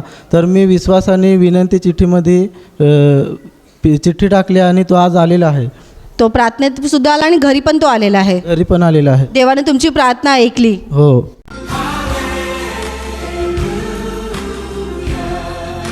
तुमचं नाव काय? शालू हाडल. तुम्हाला काय झालं होतं? ना मेसी झोपेल तर मला काय झालं तर मलाच नाही समजला. ते माझे हातपाय डुलं पडलं, माझे कमरेला सूज आली, माझे दुखा लागला. ऐकून दुःख भावतेल दुःख माझे. तर मग आम्हाला येवलाच नाही. 2 आठवडे शनिवार गेलं ताण आली ना. गेला शनिवार ते दे आली. मी विनंती पेठेत चिठ्ठी लिहून टाकली ना. आशीर्वादाचं घेतला ना. गेली तर आता कालपर्यंत शेतावर जाऊन आली. धन्यवाद मी देवाला देईन. प्रभू येशूने तुम्हाला बरं केलं. बरा केला. किती दिवस तुमची कंबर दुखत होती आणि सूज आली होती? 2 आठवडं झालं. 15 दिवस त्रास होत होता. हां. तुम्हाला वळायला जमायचं का? असं म्हणजे उठवं नाही का काही नाही, अशी लॉलत जाय ना अशी काही. मग असं त्याला धरून उठायची खुर्ची, नाही तर मेढीला धरून अशी उठायची मी. एवढा त्रास होत होता? मला त्रास होता. मला पाणी नानव या हुंजराक मोठी पोरे आहे ती कलशी घेऊन जाय चावेवर ना पाण्यानं, तर अशी जेमतेन उठून ना जाईन ना बसन चुलीशी ना पोराला जेवण करून दे. इटभट येत नाही तर जाधेल ना. एक पोर मोठायचा आहे तो तर जाई तिकडं कंपनीला. म्हणजे तुम्हाला घरातली कामं पण करता येत नव्हती? हां, काय पण नाही करता ये. आणि विनंती लिहून टाकल्यानंतर मग तांबे बेस गेली तर शनिवारी ना थांबेस. आता तुम्ही करता सर्व कामं? हां, काल तर शेतावर पण मी असं गमेला घेऊन पोरापासून मंगला ना सीन पण राबावर घेऊन गेले. 3 हेल घेऊन गेले. दूर दिराक शेत आहे तरी जा. आता तुम्हाला उठा बसायला त्रास होत नाही त्रास, वळायला पण त्रास होत नाही? आता काय पण नाही. दाखवा लोकांना वळून. आता आता बसून दाखवा. असं बसता येत नव्हतं? असं बसताना येई अशी दडी घेऊन ना बस, नाही तर मग इटावं घेऊन ना त्यावर बस. असं बसताना येत होता. आधार घेऊनच बसायला लागला? हां, काहीतरी आधारच घेऊन बस. अडी हालत जशी माझी अदेल होती फार. वॅट मला झाला तर असा हे पोराला थांब कोण देईल करून असा मला झाला तर असा काय. पण प्रभू येशूने तुम्हाला बरं केला. आणि या नातवाला काय झालेलं? असा कचईकडायला सूत बांधा ना तो धावतीत येत होता. मी पण वाट्यावर झोपेलूच होती ना. सूत बांधून ना धावीत येत होता का हलके येत होता मी नाही नांगला. पण तो पडला असा काही ढोंडायला आदलेला नाही का काही नाही. पडला तर बेशुद्ध झाला. तर ये दात 3 का 4 पडलं ना. बीज तर हिलत हवं ना, बीज हिलायचं ते पण पडलं त्याचं दात.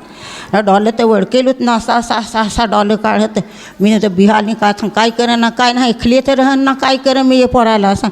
तसा मग मी असा उठले ना डॉलं त्याचं वडकेलूच ना धरला ना. घरात घेऊन गेले ना. तेल वाटली घेतली ना. असा तोंडात उचवतला ना. असं करून असा लावला. ते घडीभर 5 मिनिटला नाही तर सुदीवर आला. मग आम्ही सांगणार चहा पेस का नाही तसं नाही तोंडात दुखं का नाही माझ्या तोंडात आता दुखत. काही सला त्रास नाही झाला? नाही तर झाला. तर मी देवाला आता धन्यवाद देईन. प्रभू येशूने तुम्हाला आणि तुमच्या नातवाला बरं केलं. सर्वांनी जोरात टाळ्या वाजवून प्रभू येशूला धन्यवाद द्या.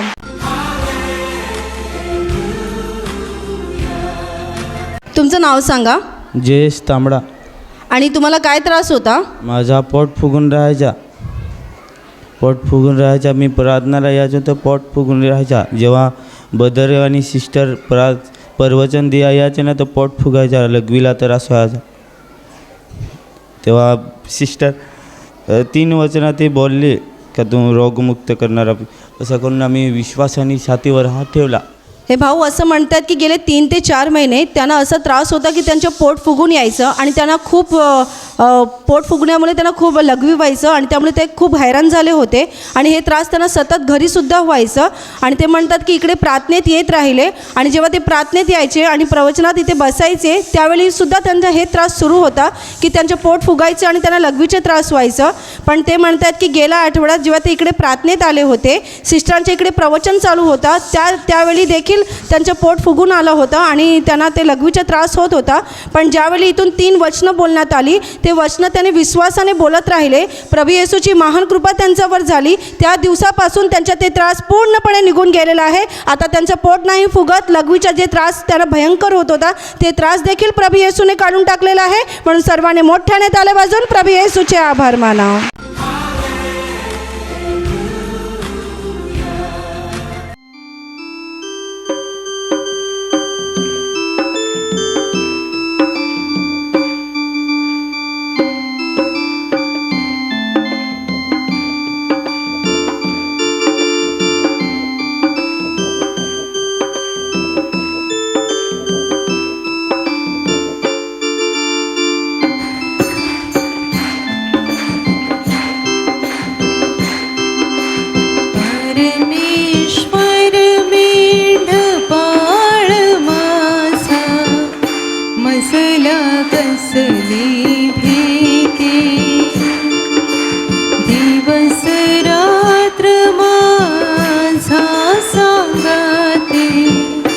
मसवर त्याची प्रीती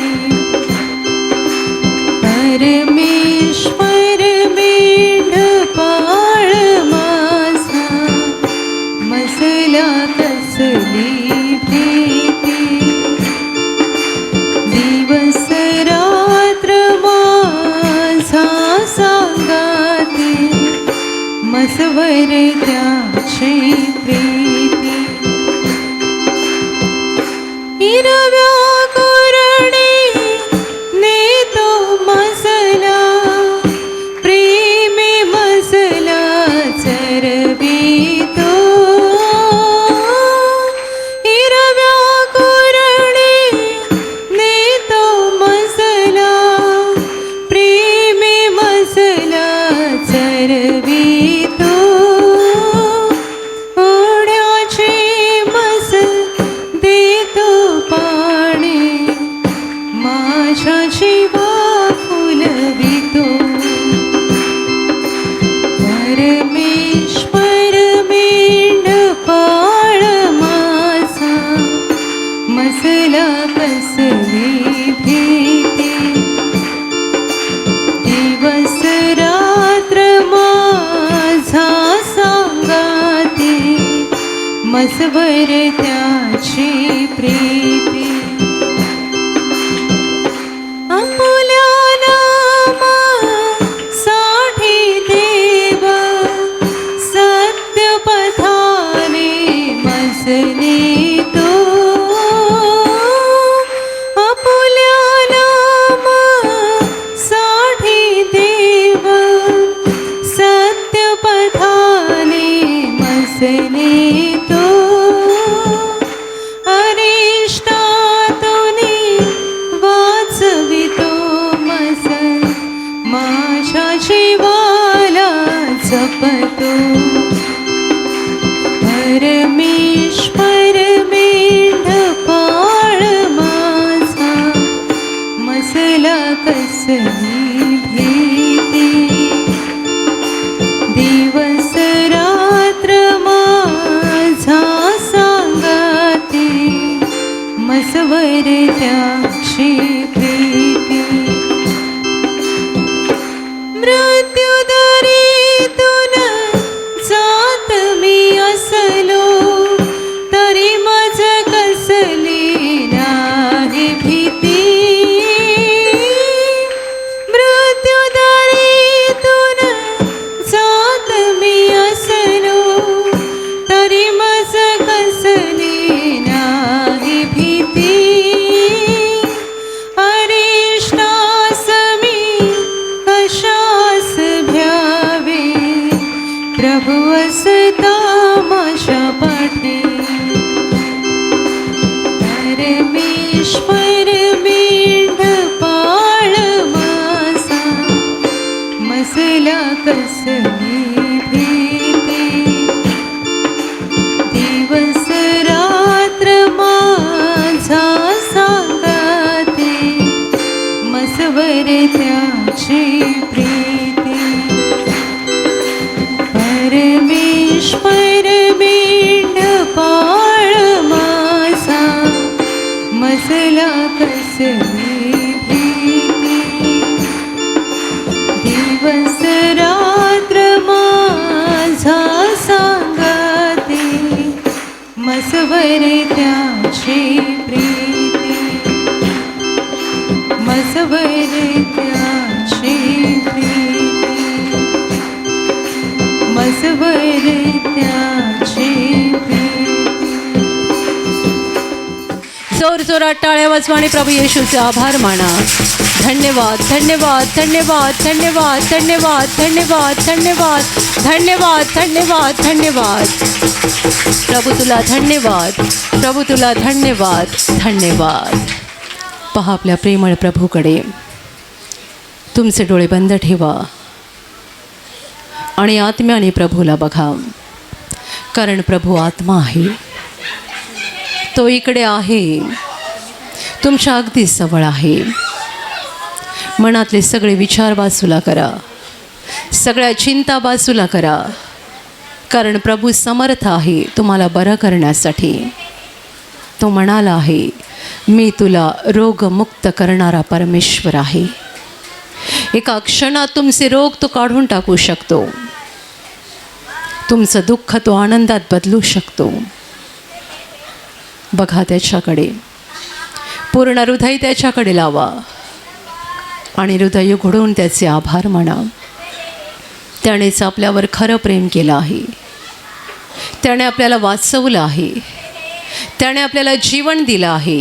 जे आपण सैतानाच्या हातात होतो, अंधारात चाच पडत होतो, नरकाच्या रस्त्यावरून चाललेलो होतो, त्या आपल्यावर त्याने दया केली.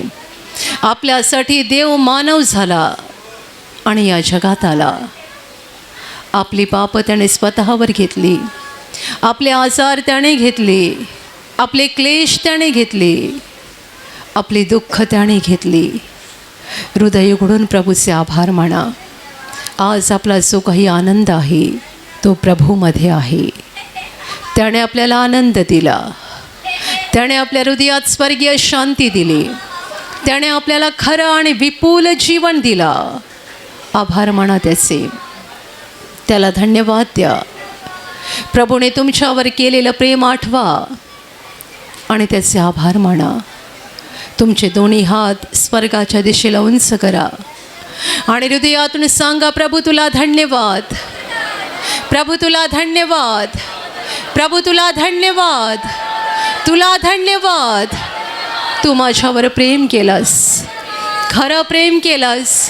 तू मला वाचवलंस, तू मला जीवन दिलंस, तू मला क्षमा केलीस, तू माझी पापं पुसून टाकली, तू मला मुक्त केलंस. धन्यवाद प्रभू, धन्यवाद प्रभू, धन्यवाद प्रभू. तुझ्या महान प्रेमाबद्दल, तुझ्या महान दयेबद्दल तुला धन्यवाद, तुला धन्यवाद, तुला धन्यवाद, तुला धन्यवाद. धन्यवाद, धन्यवाद, धन्यवाद, धन्यवाद, धन्यवाद, धन्यवाद, धन्यवाद, धन्यवाद. प्रभू तुला धन्यवाद, प्रभू तुला धन्यवाद. आपल्या महान प्रभू समोर या, आत्म्याने त्याच्या क्रूसासमोर या आणि आपलं पापी हृदय त्याच्यासमोर उघडा. तो प्रेमाने आणि करुणेने भरलेला आहे. तो आम्हाला पापांची क्षमा करण्यासाठी तयार आहे. म्हणून आपलं हृदय साफ करा. आठवण करा, तुमच्या मनात कुणाबद्दल राग आहे, तुम्ही कुणाचा द्वेष करत आहात, कुणाचं तोंड बघायला तुम्हाला आवडत नाही. क्षमा करा सगळ्यांना. ज्याने तुम्हाला त्रास दिला, सतावला, तुमचा अपमान केला, तुमची बदनामी केली, त्या सगळ्यांना क्षमा करा. ही प्रभूची आज्ञा आहे. क्षमा करा, क्षमा करा. कुणाबद्दलही मनात राग ठेवू नका. तुमच्या घरचे लोक, शेजारी, नातेवाईक, मित्रमैत्रिणी, कामाच्या ठिकाणचे सहकारी, शाळेतले किंवा कॉलेजमधले शिक्षक, कुणाबद्दलही राग असेल, सगळा राग काढून टाका. क्षमा करा सगळ्यांना.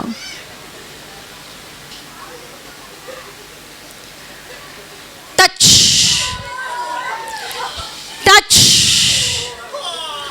टच.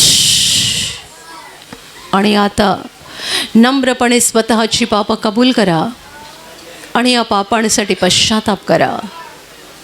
चोरी करणं, खोटं बोलणं, व्यभिचार करणं, खून करणं, दुसऱ्यांना फसवणं, लुबाडणं, लाच घेणं, लाच देणं, देवाला दोष देणं, स्वार्थ, अहंकार कबूल करा. मनातले वाईट विचार, डोळ्यांनी पाहिलेल्या वाईट गोष्टी, मुखातून निघालेले वाईट शब्द, आपल्या जीवनातली सगळी पापं, सगळी वाईट कामं कबूल करा आणि हृदयातून पश्चाताप करा. प्रभूला सांगा, प्रभू मी एक पापी व्यक्ती आहे, माझं जीवन पापाने भरलेलं आहे, मला दुःख होतं आहे, मला वाईट वाटतं आहे, मी खूप पापं केलेली आहेत, मी पापी आहे. प्रभू मी पापी आहे, मी महापापी आहे, मला माझ्या पापांसाठी दुःख होतं आहे, मला वाईट वाटतं आहे. प्रभू टच टच टच. आणि आता प्रभूजवळ पापांची क्षमा मागा. तुमचे दोन्ही हात उंच करा आणि हृदयातून त्याला हाक देऊन सांगा, प्रभू येशू मला क्षमा कर, मला क्षमा कर प्रभू, मला क्षमा कर प्रभू, मी पापी आहे. प्रभू मी पापी आहे, माझं पाप्यावर दया कर, प्रभू दया कर माझ्यावर, दया कर माझ्यावर. मला क्षमा कर, मला क्षमा कर. मला तुझी गरज आहे. तूच माझा आधार आहेस, तूच माझा मुक्तिदाता आहेस. मला वाचव प्रभू, मला वाचव प्रभू. तुझ्या रक्तामध्ये मला धुवून काढ, तुझ्या रक्तामध्ये माझा आत्मा शुद्ध कर. प्रभू दया कर, प्रभू दया कर, दया कर माझ्यावर. मला क्षमा कर, मला क्षमा कर, मला क्षमा कर प्रभू, मला क्षमा कर प्रभू.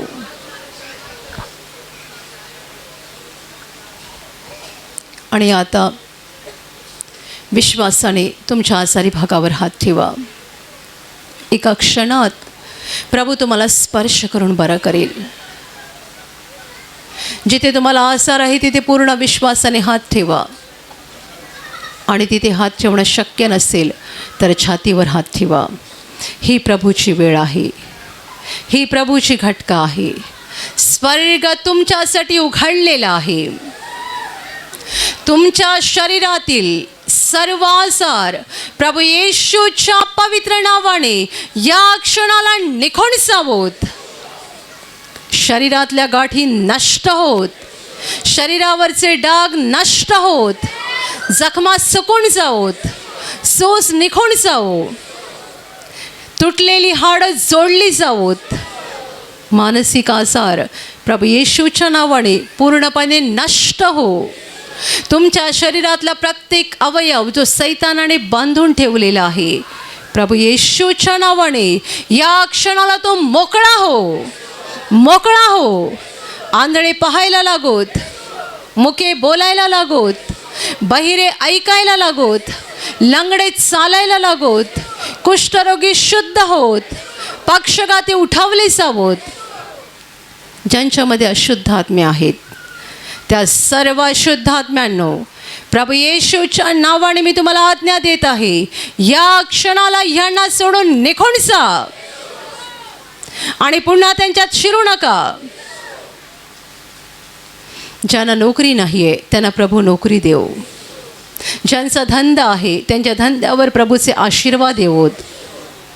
ज्यांच्याकडे घर नाही आहे त्यांना प्रभू घर देव. ज्यांना मूलबाळ नाही आहे त्यांना प्रभू मूल देव. जे कर्जबाजारी आहेत ते कर्जातून मुक्त होत, जे व्यसनाधीन आहेत ते व्यसन मुक्त होत. ज्यांच्या घरात भांडणं आहेत त्यांच्या घरात प्रभूची शांती येवो. तुमच्या जीवनातील आणि तुमच्या कुटुंबातील प्रत्येक आजार, दुःख, संकट प्रभू येशूच्या पवित्र नावाने या क्षणाला निघून जाओ आणि तुमच्यावर आणि तुमच्या कुटुंबावर प्रभू येशूचे महान आशीर्वाद येवोत. जोरात टाळ्या वाजवा आणि प्रभू येशूचे आभार माना.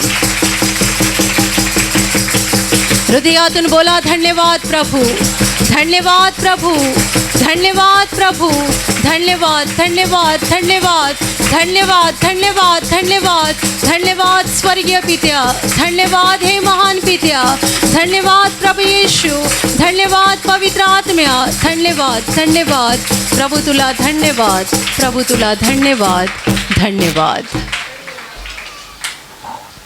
Hallelujah, hallelujah, hallelujah. आणि आता शेवटच्या आशीर्वादांसाठी उभे राहा.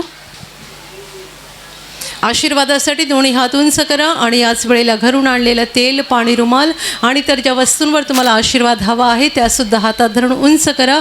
प्रभू येशू त्यावर आता आशीर्वाद देईल. तुम्हा सगळ्यांवर प्रभू येशूचे महान आशीर्वाद येवोत. तुम्ही जिथे जाल तिथे यशस्वी व्हाल. तुम्ही जसं बोलाल तसं घडेल. तुमच्या मनातील इच्छा प्रभू येशू पूर्ण करेल. सैतानाच्या सर्व डावपेचांपासून प्रभू येशू तुमचं रक्षण करेल. तुमचं जीवन आणि तुमचं कुटुंब प्रभू येशूच्या महान आशीर्वादाने भरून जाईल. आमीन. ज्यांना प्रभूचं काम करायचं आहे आणि सामर्थ्य हवं आहे तुम्ही दोन्ही हात विश्वासाने उंच ठेवा. तुम्हा सगळ्यांवर पवित्र आत्मा उतरो. हात खाली ठेवा. आता आपण मुक्तीची प्रार्थना घेणार आहोत. ही पापक्षमा आणि स्वर्ग प्रवेशाची प्रार्थना आहे. तुमच्यापैकी ज्यांनी अजूनही प्रभू येशूवर विश्वास ठेवला नाही आहे, तुम्हाला जर आज विश्वास ठेवून मुक्ती मिळवायची असेल तर हात जोडा, डोळे बंद करा आणि माझ्या मागे ही प्रार्थना बोला. ज्यांनी अगोदरच विश्वास ठेवून मुक्ती मिळवलेली आहे, तुम्हाला ही प्रार्थना बोलण्याची गरज नाही आहे. हे प्रभू येशू, आज मी तुझ्यावर पूर्णपणे विश्वास ठेवत आहे. मी विश्वास ठेवतो की तू देवाचा पुत्र आहेस. तू माझ्यासाठी स्वर्ग सोडून जगात आलास. तू माझ्यासाठी क्रूसावर मरण पावलास. हे प्रभू येशू, आज माझ्या हृदयात मी तुझा स्वीकार करत आहे. तू माझा प्रभू आहेस. तू माझा मुक्तिदाता आहेस. हे प्रभू येशू, मी पापी आहे. मला क्षमा कर आणि मला तुझ्या पवित्र आत्म्याने भरून काढ. Amen. Hallelujah, hallelujah, hallelujah, hallelujah. आणि आता आपण शेवटचं गाणं घेणार आहोत.